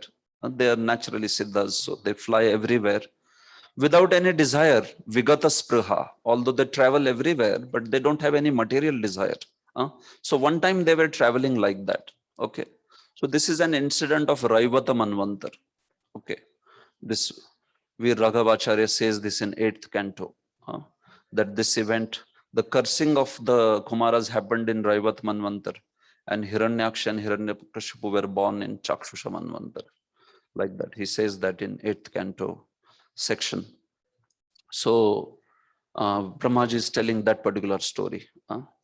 Because right now, when demigods are approaching him, which Manvantar is this? When demigods are approaching Brahma? Chakshusha. It is Chakshusha Manvantar. And he is telling them the incident of prior Manvantar, what has happened, why this kind of thing has taken place. Okay. So, but the current event, the current Manvantar, that is Chakshusha, where Brahma is addressing the demigods, that is Chakshusha Manvantar. And this katha is being told by Maitreya to Vidura. In which Manvantar? Vaivasvat Manvantar. Yeah, like that. Yes. Okay. So Prabhupada says in purport, when we speak of desire, we refer to desire for material sense gratification. Vigata spraha. That is what he is commenting. Saintly persons like Sanak, Sanatan, Sanandan, and Sanat Kumar have no material desire. Vigata spraha. But still they travel. Sometimes they travel all over the universe out of their own accord to preach devotional service. So they are Vigata spraha. That means that they don't have material desire, but they travel so that they can preach devotional service, they can deliver, they can give bhakti upadesh to other people. So that's why they travel, Prabhupada is saying. Text 13. Ta ekada bhagavato vaikunthasyamalatmana yayur vaikuntha nilayam sarvaloka namaskritam. After thus traveling all over the universes, they also entered into the spiritual sky, for they were freed from all material contamination. In the spiritual sky, there are spiritual planets known as Vaikunthas, which are the residents of the Supreme Personality of Godhead and his pure devotees, and are worshipped by the residents of all the material planets. Yeah. So one time these four personalities, they went to Vaikuntha. They went to this place of Vaikuntha, which is presided by Lord Vaikuntha, and which is worshipped by everybody. Amalatmanaha. In fact, Vaikuntha, Lord Vaikuntha is said to be Amalatmana, meaning one who causes others also to become free from any contamination. He himself is surely free from all contamination, no doubt about. And that's how he causes everybody else also to become free from all contamination. So this Vaikuntha which is being talked about is which Vaikuntha? This is the Vaikuntha within material world. This is not Mahavaikuntha. Kumaras didn't go to beyond, beyond the border of the universe. They didn't go to the actual Mahavaikuntha. This is being talked about Vaikuntha's Vaikuntha. Vaikuntha gave birth to Vaikuntha, Lord Vaikuntha, and he created a Vaikuntha within material world, which is Satyalokasya Upari. Satyalok ke upar hai ye Vaikuntha. And that is where these personalities went. Okay. This Kumaras. So Rupa Goswami says this in Laghu Bhagavatamrita. That this particular Vaikuntha was manifested by Lord Vaikuntha for his beloved wife Rama. This is there in 8th canto also. Those of you who have read might be aware of this. That he manifested this planet. Prakati Karanam Satyopari Kalpanam Uchate. Rupa Goswami says, Satya ke upar, Satyalok ke upar ye prakat kiya Bhagavan ne Vaikuntha. तो उस वैकुंठ से महावैकुंठ से अभिन्न है ये. It is same like that, but it is within material world. That's the point. So usually when you hear about personalities visiting Vaikuntha, this is the Vaikuntha they visit. Like Hiranyakashipu went to Vaikuntha. You have read this in that 7th canto. Hiranyakashipu went to Vaikuntha and saw that Lord Vishnu was not there. He said, I ran away because of fear of me. This Vishnu has ran away. So which Vaikuntha he went? He went to this Vaikuntha only. And he didn't see the Lord there. Yeah, Durvas also, Kumaras also this Hiranyakashipu, same. All these pastimes are happening in this particular, like that. So this is how we see that this particular Vaikuntha, which is available in the material world, and Kumaras went over there. Where Raghavacharya comments, Mahavaikuntha, even Brahma goes after his Dviparad time is over. So how can just somebody go to Vaikuntha and come back just like that? So he says that's why this pastime is happening in the Vaikuntha in material world. But we shouldn't say that it is any less than actual Vaikuntha. It is Vaikuntha, in that particular way. So this is the point. So yeah. What happened? Any question or what? No, I'll not take any question, but I'm just saying, please make sure you are quiet. I'll take the question in the end. But this particular Vaikuntha, see, there are 3 Vaikunthas in the material world. There is Shvetadvip, there is this Vaikuntha, which is also known as Rama Vaikuntha, this one. And then there is also Dhruva's Vaikuntha, Dhruva Loka. These 3 are known as the Vaikunthas within material world. Brahat Bhagavatamrita Sanatana Goswami says this thing. Okay. So these personalities, yeah, Rama Vaikuntha is this one, which was created for Rama by Lord Vaikuntha. So they went anyway. The point is that these personalities approached over there. And sometimes people like Bhrugu and all are also allowed. Okay, Bhrugu is also, we see that in some of the Puranas, it is mentioned that Bhrugu went into this particular Vaikuntha. Sometimes it is said Shvetadvip, but this is also there. Bhrugu. Vishwanath Chakravarti says Bhrugu went to this particular Vaikuntha. Okay. So point is that sometimes Lord allows these people for his pastime's sake. Vishwanath Chakravarti has given a long commentary on this aspect that I'll take in the end because it is on one of the verses in the series. That he says, why does he allow such personalities to come in Vaikuntha? Somebody who is not a pure devotee also, especially in this Rama Vaikuntha. He comments on that. Okay, so fine. Yeah, so Prabhupada is saying these Vaikunthas are free from anxieties and they also make one free from anxiety. Meaning, if one chants the holy name, if one hears the Lord's pastimes, he also becomes Vaikuntha. He also becomes without Kuntha. Text 14. So now he will describe the Vaikuntha. Vasanti yatra purusha sarve Vaikuntha murtayah ye nimitta nimittena dharmena aradhayan harim. In the Vaikuntha planets, all the residents are similar in form to the Supreme Personality of Godhead. They all engage in devotional service to the Lord without desires for sense gratification. Yeah. So 12 verses now will describe this. All the way up to verse 25, there will be description of the Vaikuntha, spiritual world. So there we find that the living entities, the personalities there, they also have form like Lord, Vaikuntha Murtayah. उनका भी रूप वैकुंठ के, भगवान वैकुंठ के जैसा ही है. They also have forms exactly similar to the Lord. We know that they are also four-handed. They are also Shodash Vayaska, 16-year-old. They also have the complexion like Lord only.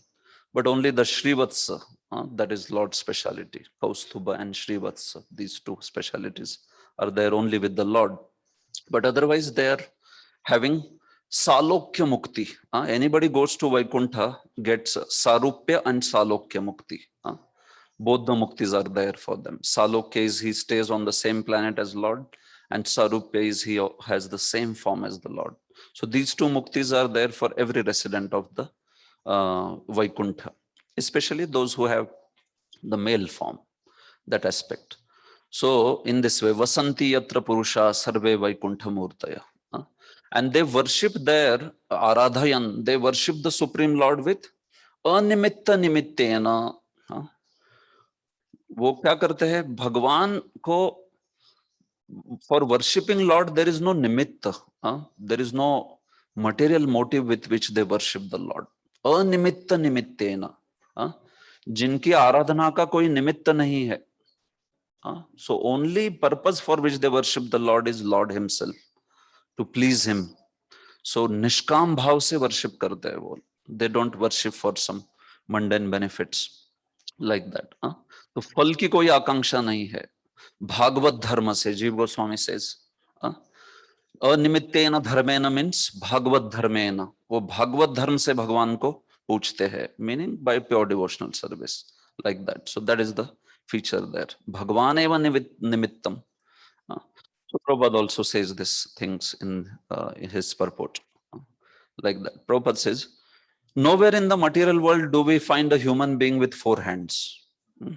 In Vaikuntha Loka, there is no occupation but service of the Lord. And this service is not rendered with a purpose.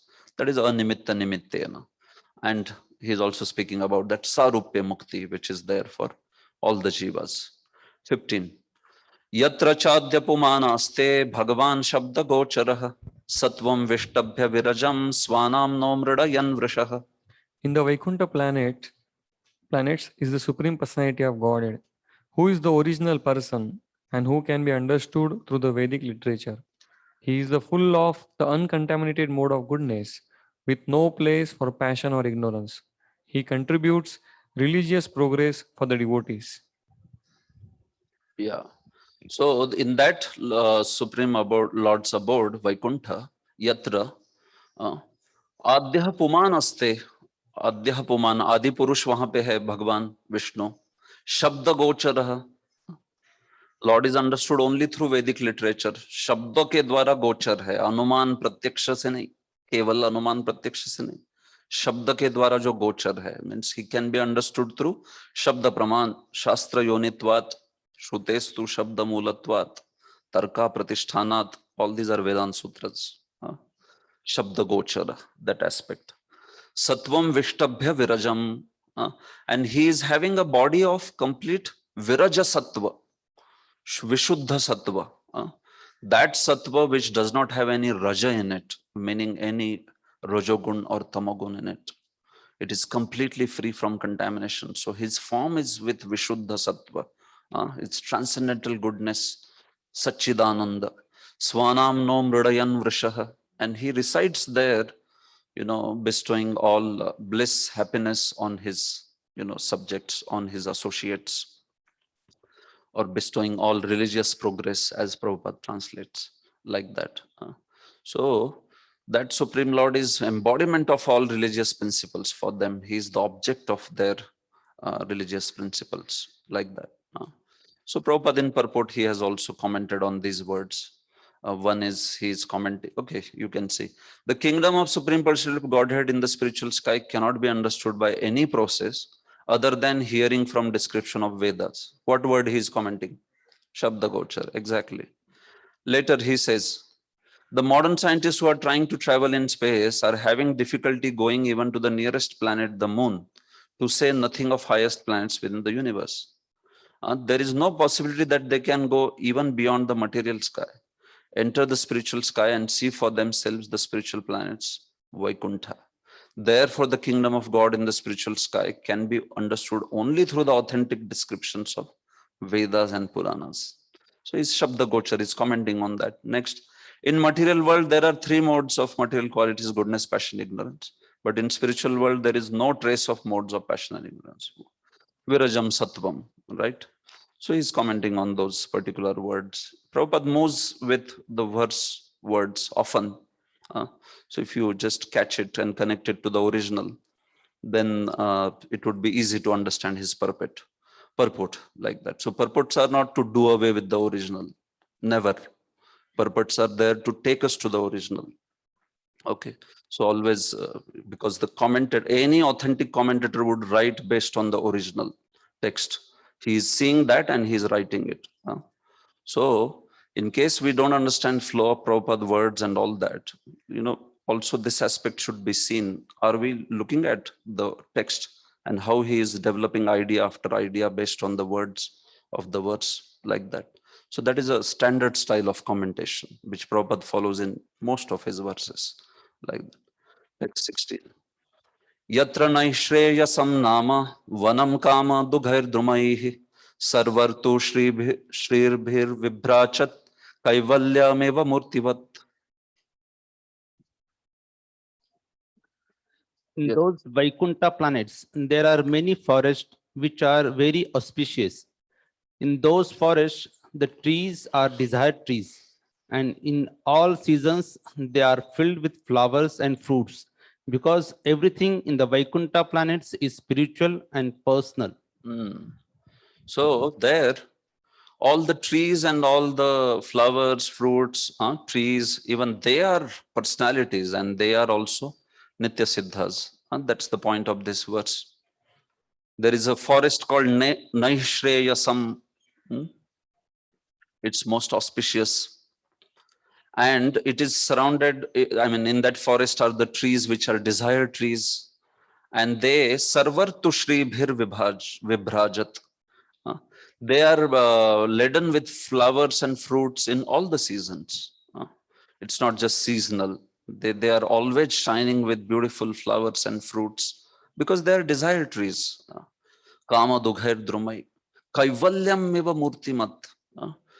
They are manifesting or embodying the whole pleasure of Kaivalya. So Kaivalya here means the pleasure of Shuddha Bhakti Sukha, Jiv Goswami says. ऐसे मानो कि वो शुद्ध भक्ति का सुख जो है ना वही मूर्तिमंत बन गया है वहां. Meaning every living entity there is manifestation of pure bliss of bhakti there, and that is Kaivalya. That is what is spoken. Kaivalyam Shuddham Bhakti Sukha. People use this Kaivalya word very often. They don't understand what it means. Like that. Kaivalya Saputala, whatever, famous songs. But then they don't understand what is Kaivalya. That way. So, in this way, this is a Shuddha, transcendental Bhakti Sukha, embodiment of that. Meaning all the living entities there are filled with the bliss of pure devotional service. He is saying that like that.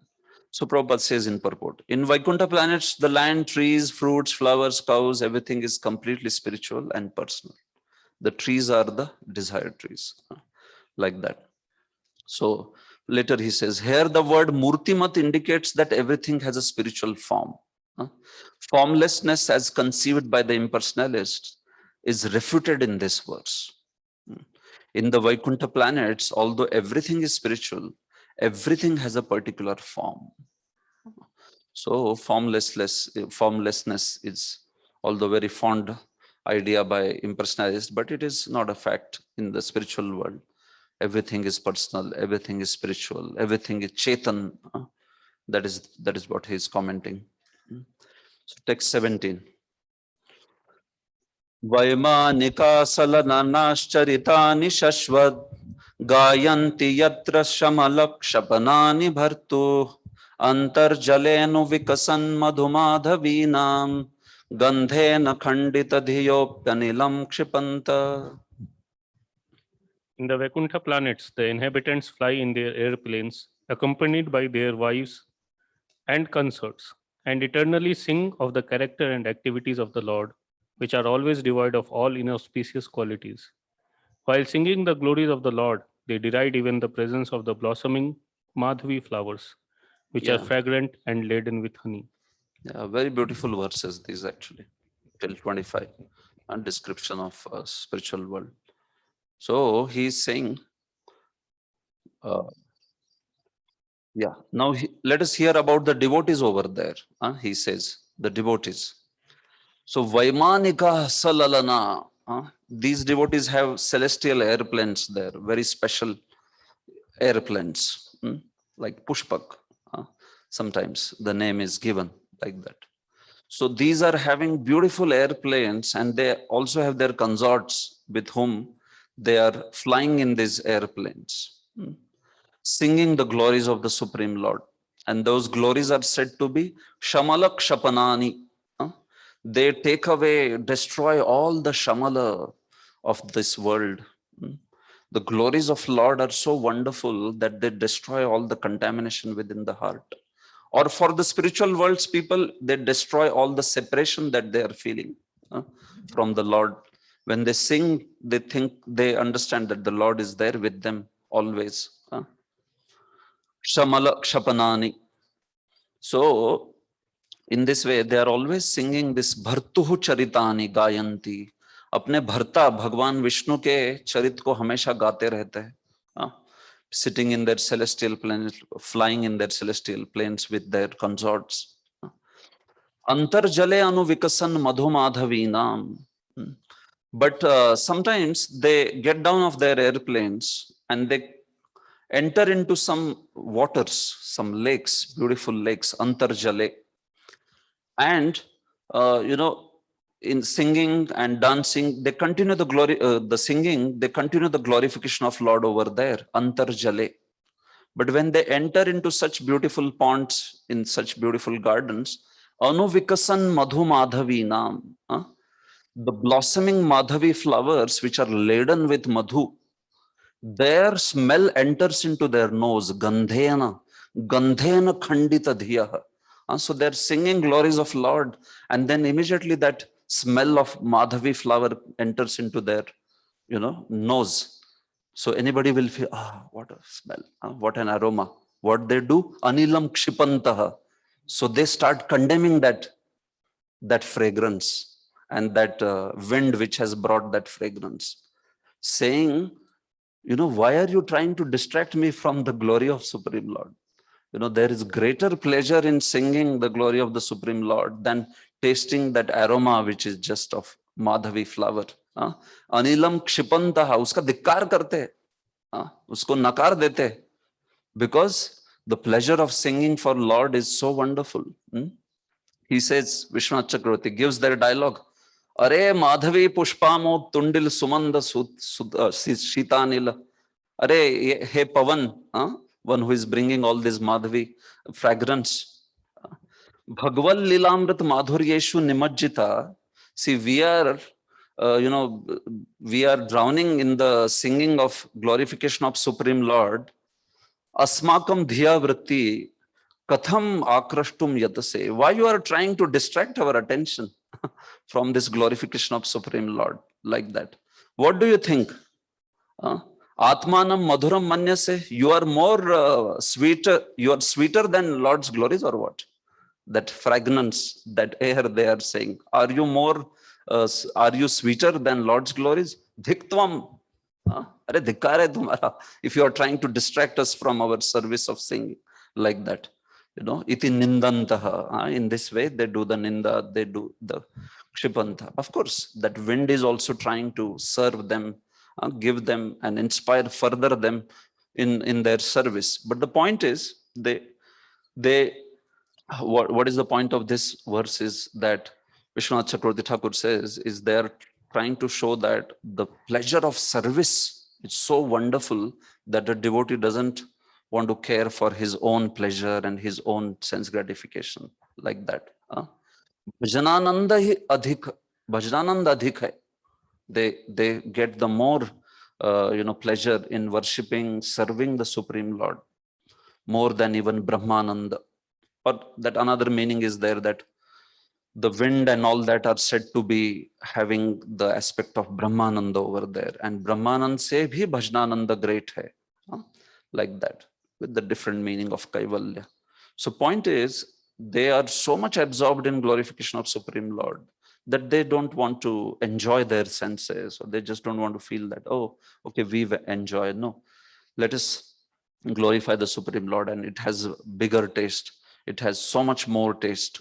So from that angle, that Kshipanta thing is said. Prabhupada says in the second line, the inhabitants of Vaikuntha, however, are so interested in glorifying Lord that they do not like the disturbance of such a nice breeze, which is carrying the Madhavi flower aroma, while they are chanting the Lord's glories. In other words, they are pure devotees. They consider glorification of the Lord more important than their own sense gratification. In the Vaikuntha planets, there is no question of sense gratification. To smell the fragrance of a blossoming flower is certainly very nice, but it is simply for sense gratification. The inhabitants of Vaikuntha give first preference to the service of the Lord, not their own sense gratification. So that point is being conveyed, not that the wind there, the aroma there, everybody is serving Supreme Lord only. But the point is being conveyed that, see how much they want to be completely absorbed in their service of glorification rather than enjoying the whatever devotional atmosphere also like that. But they are more focused on the service.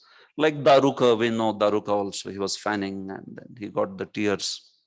So he started cursing those ecstatic symptoms, tears, because he wants to see the Lord properly and fan him. So same mood is being spoken. Okay, text 18. पारावतान्यभृतसार सचक्रवाक दात्यूह हंस शुकतित्तिरिबर्हिणां यः कोलाहलो विरमते चिरमात्रमुच्चैः भृङ्गाधिपे हरिकथामिव गायमाने. When the king of the bees hums in high pitch, singing the glories of the Lord, there is a temporary lull in the noise of the pigeon, the cuckoo, the crane, the chakravak, the swan, the parrot, the partridge, and the peacock. Such transcendental birds stop their own singing simply to hear the glories of the Lord. So now hear about the birds over there. Personalities, devotees were discussed now. Hear about the birds. So these first two lines, Paravata, Anyabhrit, Saras, Chakravak, these are all, this is describing all the beautiful birds, meaning those who sing beautifully. These birds who make sweet sounds, they are described in the first two lines. So they are expert singers, these birds, and they are also glorifying the Supreme Lord through their singing. But what happens when Bhrangadhipe Hari Kathamiva Gayamani? When some Bhranga comes and he, as if he is singing Harikatha, he makes that sound by his wings, feathers. So he makes that sound of buzzing that you all know, bzz, that kind of sound. So taking that sound as glorification of Supreme Lord, कोलाहलो विरमते, ये जो सारे पक्षियों का कोलाहल है ना, इतना बड़ा आवाज, विरमते, it stops, achira matram, immediately they stop. Oh, hear this bhranga. Why this bhranga? Because this bhrangadhipa, this best of the bhrangas is very special. He has the fortune of sitting on the garland on Lord's chest. So he is not some ordinary soul. We are trying to sing and please the Supreme Lord. He has the fortune to sit on the garland of Lord's, lotus garland, and moving with Lord everywhere he goes. So that is Bhrangadhipa, special Bhranga, like that.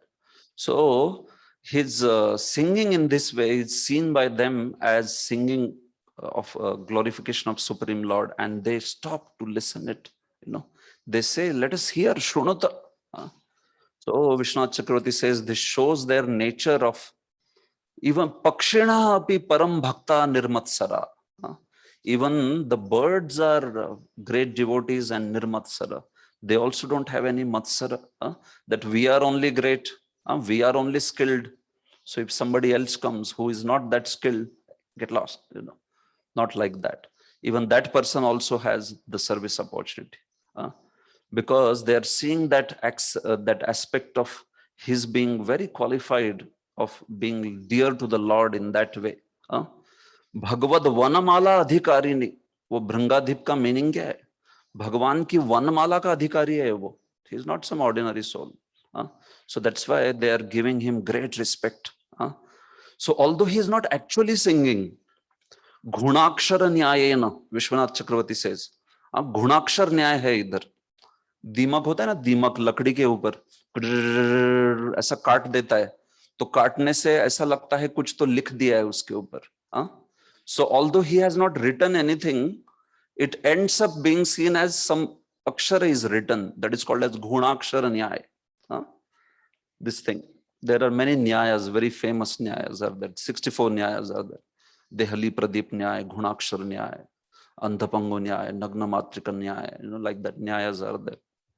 So he's saying in this way, Hari Kathameva Gayamane, although the sound which he is making is by his feathers only. What do you call feathers or wings, whatever, zzz, like that. But they take it as he's singing the glory of the Supreme Lord, this way. So because he's not some ordinary person, Vanamala Adhikari hai ye, like that. So he's very dear to the Supreme Lord. Lord is allowing him this fortune this way. So then they immediately stop and listen to his wonderful glorification. Vishwanath Chakravarti Thakur says, if this is what is their treatment to that bee who is taken to glorify the Supreme Lord, meaning they are accepting that he is glorifying. What if he actually glorifies? How much they will respect him? He is saying that.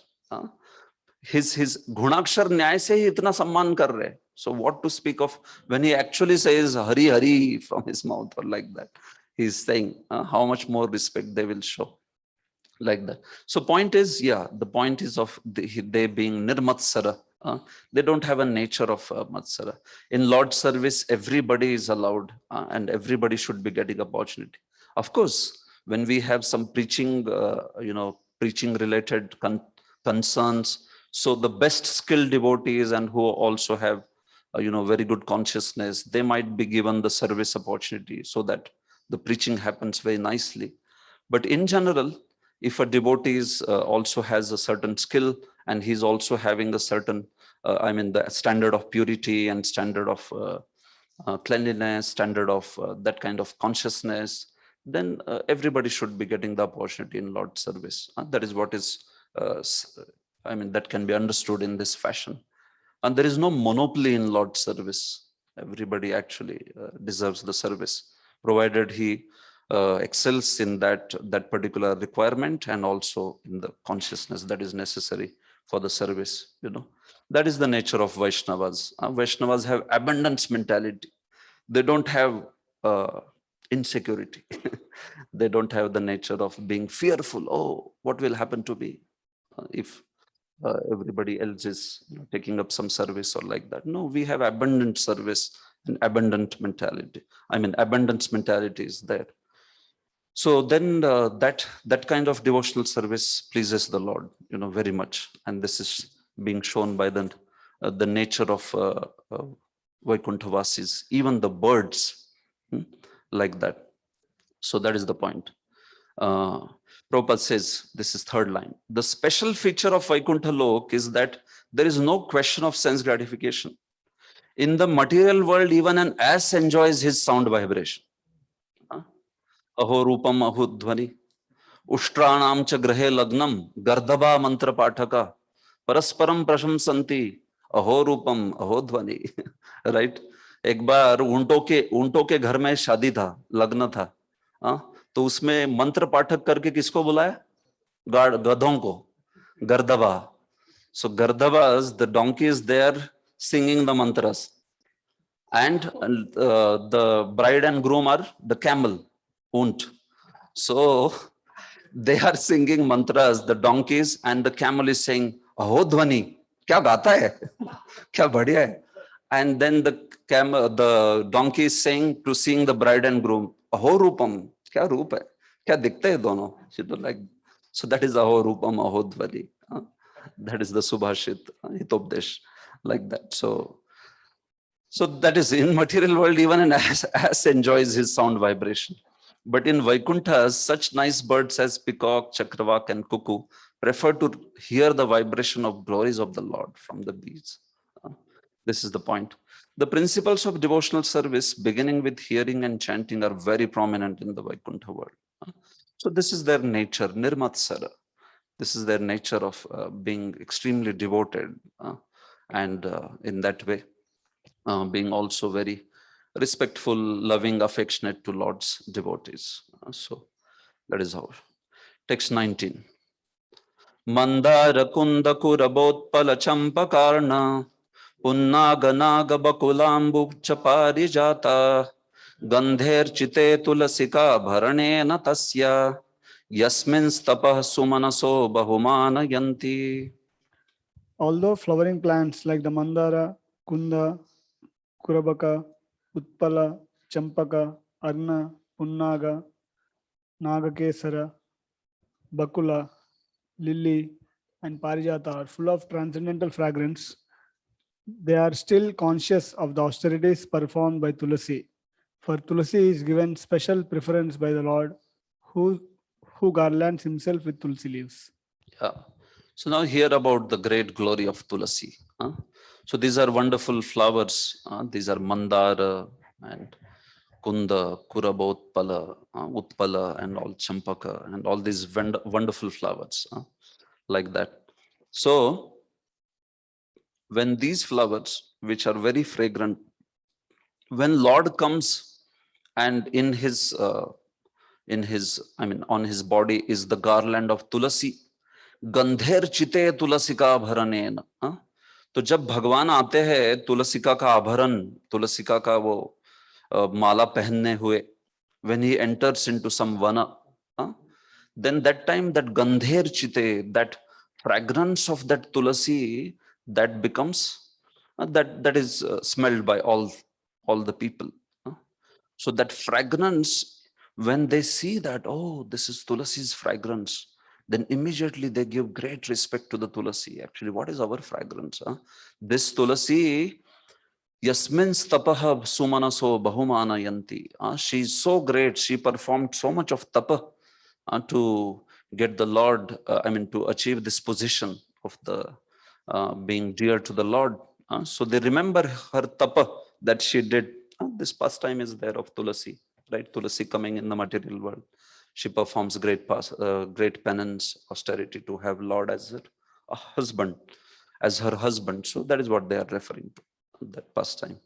Yasmins tapah sumanaso bahumanayanti.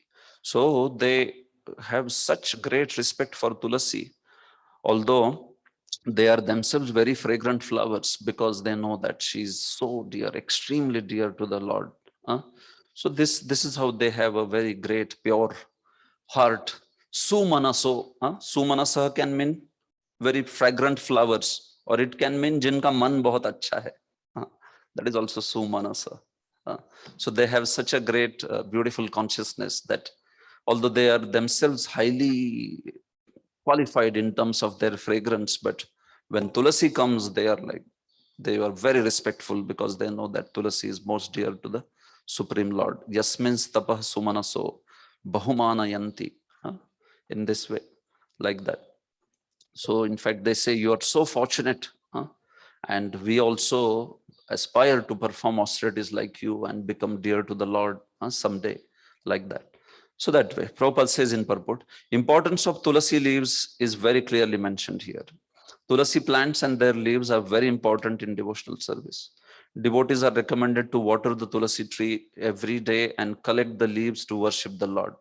One time an atheistic Swami remarked, what is the use of watering the Tulasi plant? It is better to water eggplant. By watering the eggplant, one can get some fruits. But what is the use of watering the Tulasi? Prabhupada, see what he says. These foolish creatures, unacquainted with devotional service, sometimes play havoc with the education of people in general. Foolish creatures, you say. to such personalities like that. So, famous Swami of India. The most important thing about the spiritual world is that there is no envy among the devotees there. This is true even among the flowers, which are all conscious of the greatness of Tulasi. In the Vaikuntha world entered by the four Kumaras, even the birds and flowers are conscious of service to the Lord. So this is how, again, he puts that point of no envy among the devotees like that. They're happy to see other devotees growing. They're happy to see other devotees excelling in that way. Okay, we take one more verse and maybe we'll stop. Text 20. Yad sankulam haripada natimatra drashtaihi वैदूर्यमारकत हेम मयेर विमानैः येषां बृहत् कटितटा स्मितशोभिमुख्यः कृष्णात्मनां नरज आदधुरुस्मत् उत्स्मयाद्यैः.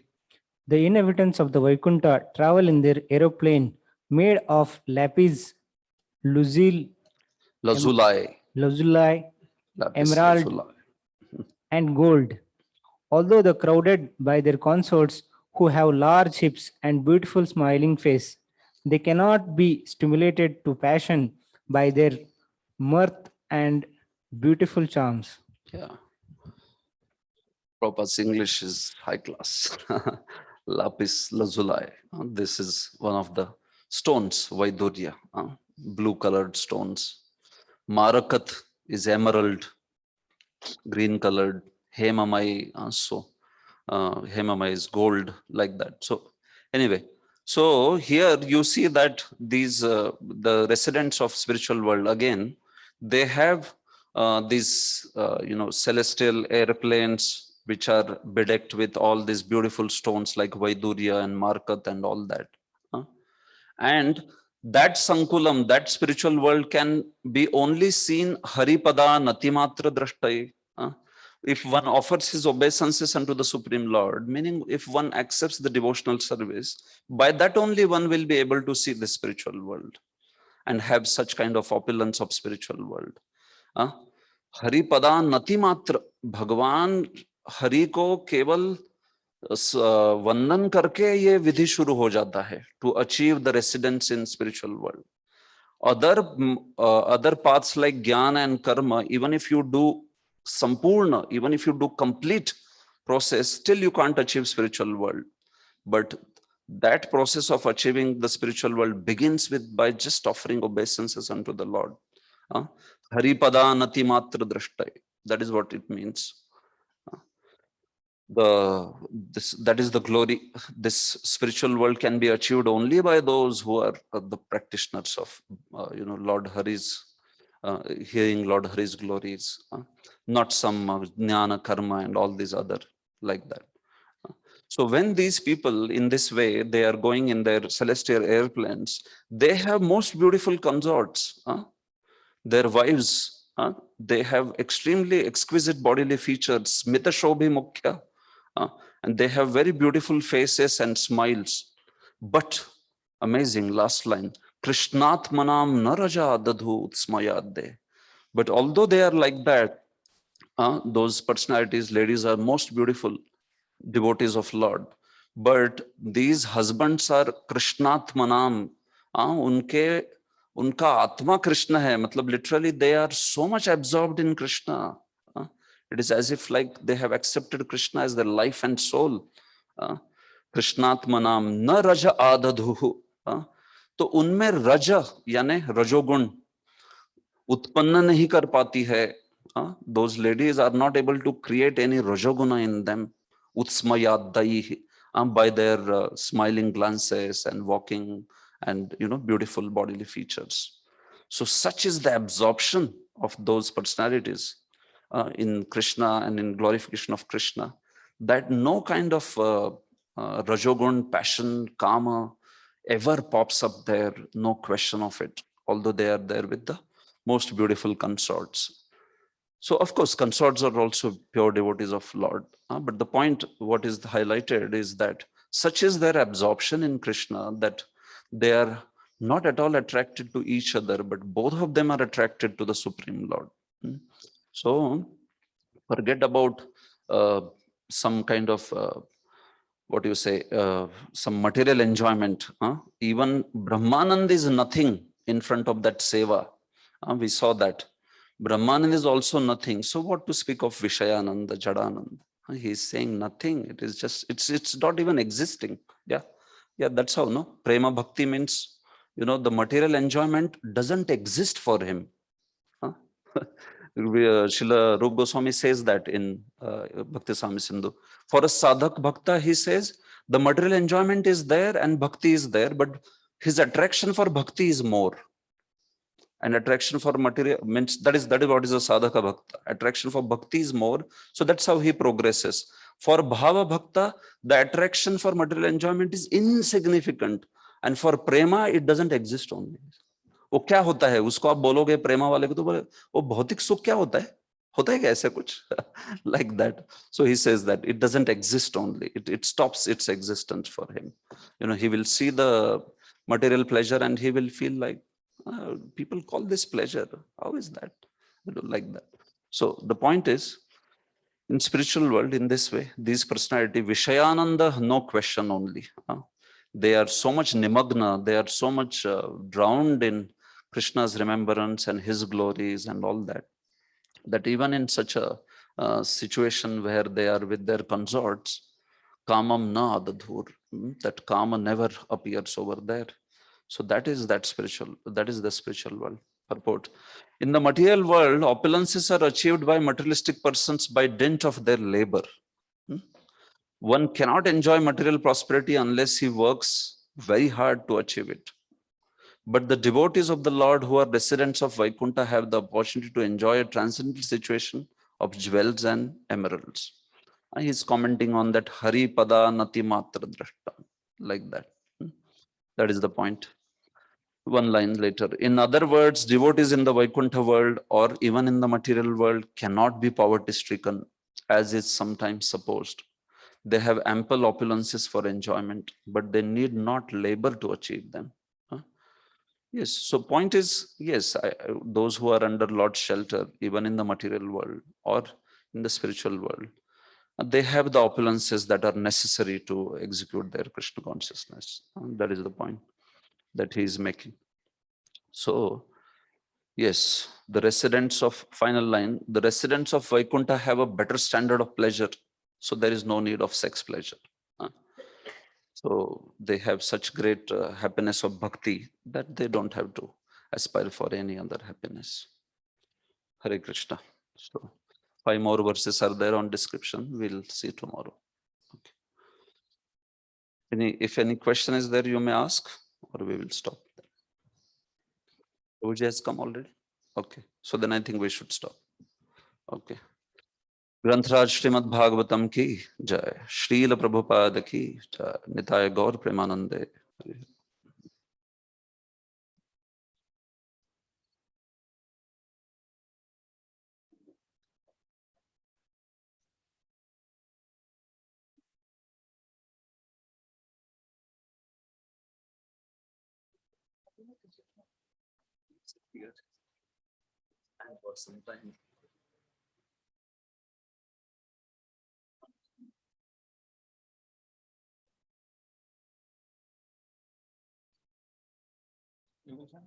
बहुत लोग तो जा रहे हैं, बहुत लोग तो जा रहे हैं।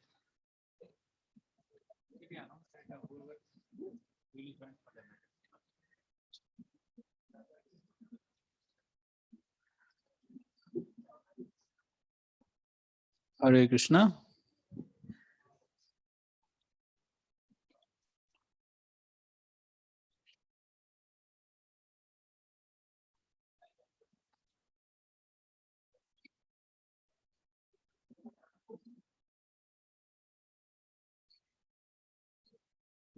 So, just a short announcement. So after this beautiful description of the spiritual world,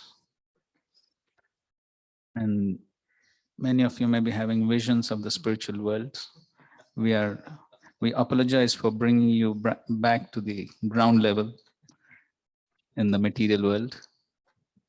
Just a short announcement on some of you who have not finished the first and the second cantos. So, so what can be the approach, or what can be the solution to finishing the first and second cantos, especially for those who are desirous of having the Bhakti Vaibhav certificate?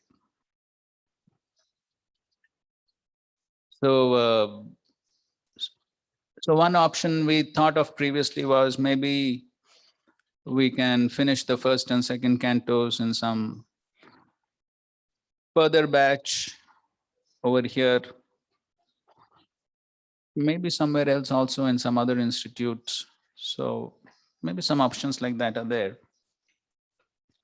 But some of the challenges in this regard, I think so before I continue, I have a humble request. Maybe everyone can come a little bit ahead. Otherwise, I don't know, it's like speaking in the somewhere in the,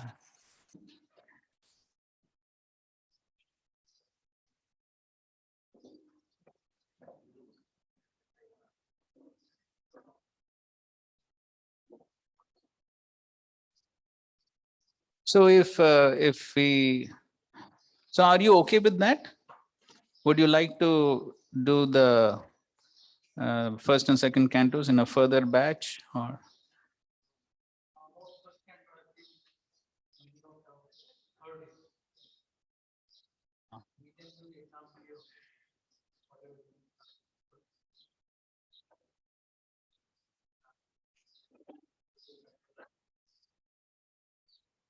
Of course, we would like to, if somebody says that they've already attended, then we would like to see it on a case-to-case basis, on an individual basis. So somebody says they've already attended, then best is they can send a mail to us and then we can deal with on an individual basis. So otherwise, those who have not completed. So what is your opinion? Would you like to do in a further batch?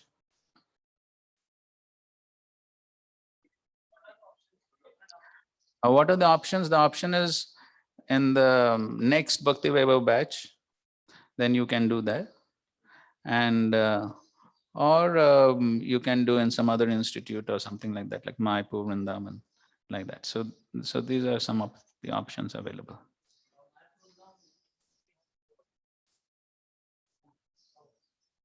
Of course, there are online batches also going on. So that is also there. BBRV.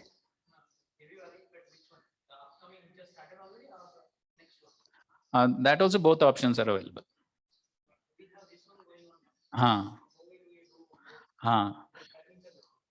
Timing center. So we were thinking that if it is the next batch, means after 3 years or so, when the next batch starts, if one has to finish the first 2 cantos, then the challenge there would be that the Bhakti Vedanta will start for the rest of the students. So then the Bhakti Vedanta will start, and then you will have to complete the first and second cantos. So then catching up with the Bhakti Vedanta would be a challenge. So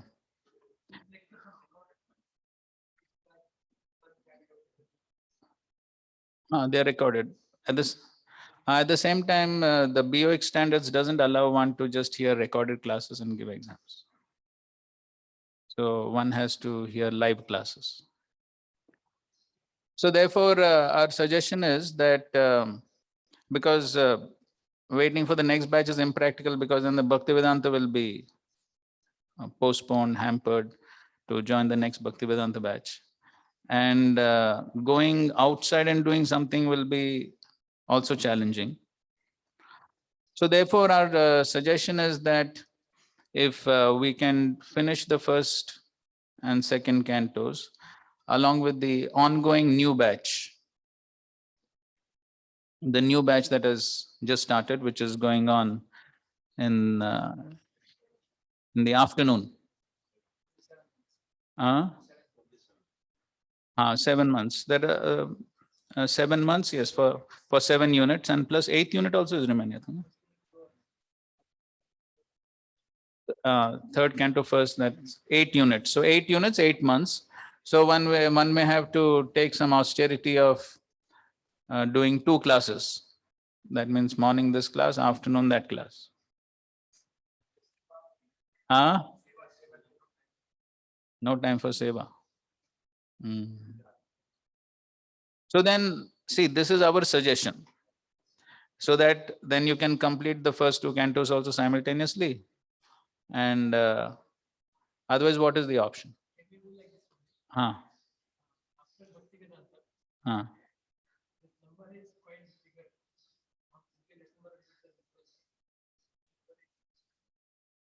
How much is the number of this? I've not finished first and second. From Common Brahmachari Sangha group, around 35 to 40 devotees are added in this batch. So the number is big.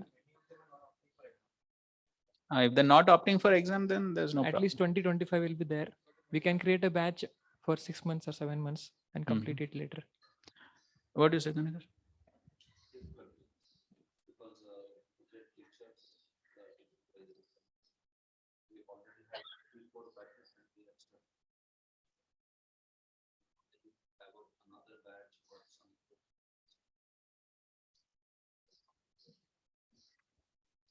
Can we join any batch that starts after Bhaktivedanta? Now we will not have a gap between Bhakti and Bhaktivedanta. So that's the rule. Unless you complete Bhakti, you can't go to Bhakti.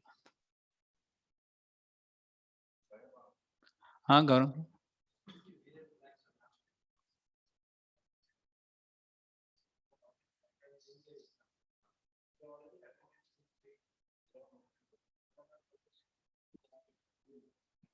With the Vidyapit.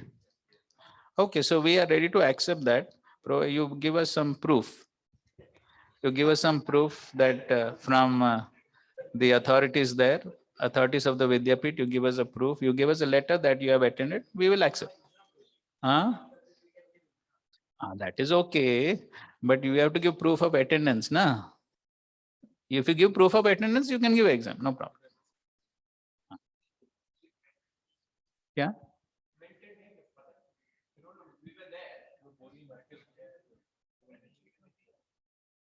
So that's what somehow if you get the attendance, then we will accept. For this next batch, which is starting at 2 o'clock. Hmm. So can there be like we are ready? Suppose somebody is ready to attend the class. Hmm. Can there be relaxation in exam? Because parallelly 2 exams, 2 OBAs, 2 classes. Hmm. It will be little tough. Hmm. So some relaxation means the closed book can be as per the little flexibility or visibility. So he's asking because they'll be attending 2 classes, morning, afternoon. So then can there be some relaxation as far as exams are concerned? Only CBA. Second unit for one end. Because live classes were attending. So some adjustment can be there for the exams.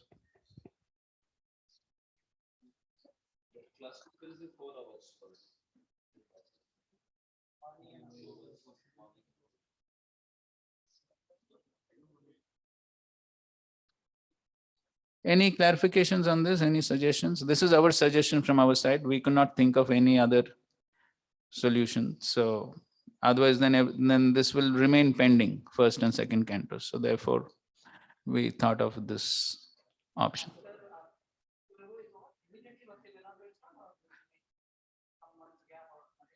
No, because this is like brahmachari class. No, Radhesham Prabhu expects that it goes on continuously.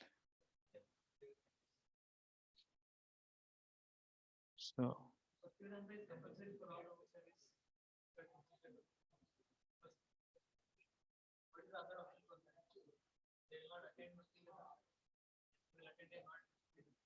No, so that's what. No, so that's not very practical, because if the first and second cantos are remaining, and then how will that be completed for those? Otherwise,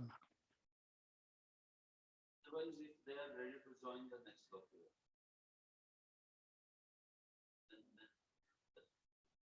But then in between, what they'll do, no?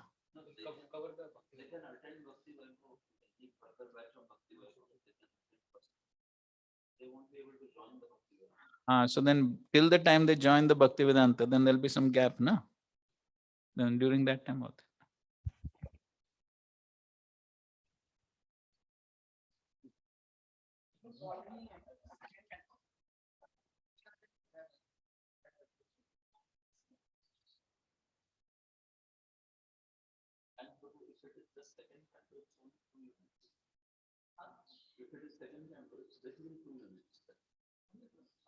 No, two. Two.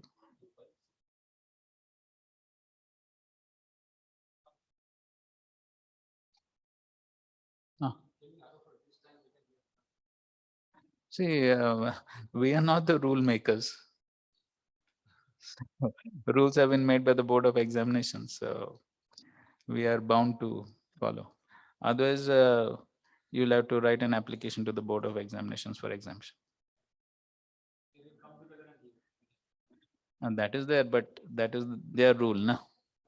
That hearing recorded classes is not valid.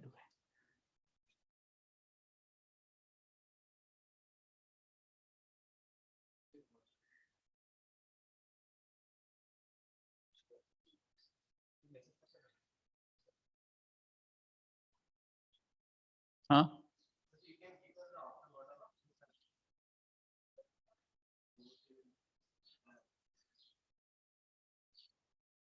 So see, options are basically doing, one option is doing with the next batch, next BVRV batch of Bhakti Vaibhav, but then the remaining students will attend Bhakti Vedanta.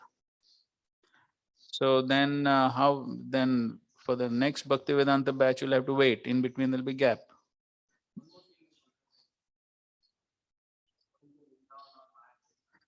So going to Vrindavan, Mayapur, that option may be there, but we cannot take that decision, no? Somebody else has to give permission.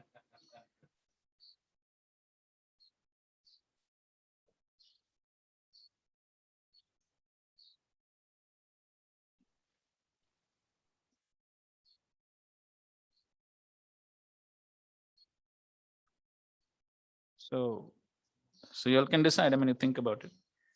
So this is our suggestion for.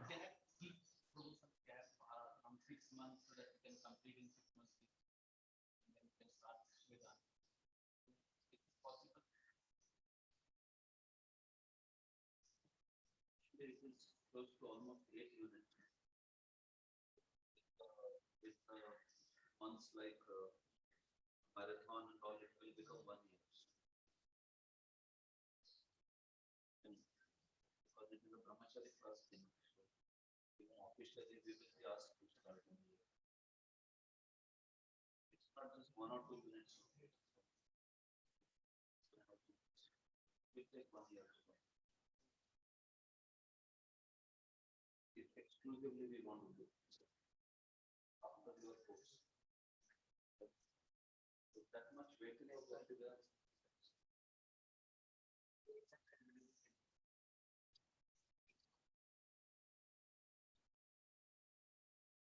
any online courses or from other institutes or like that, those options you have to take responsibility there. You have to check with superiors or like that. That is also fine. From Mayapur or somewhere online. But then that is something which you only have to pay. Yeah. Okay, thank you very much. Srila Prabhupada ki jai. Hare Krishna.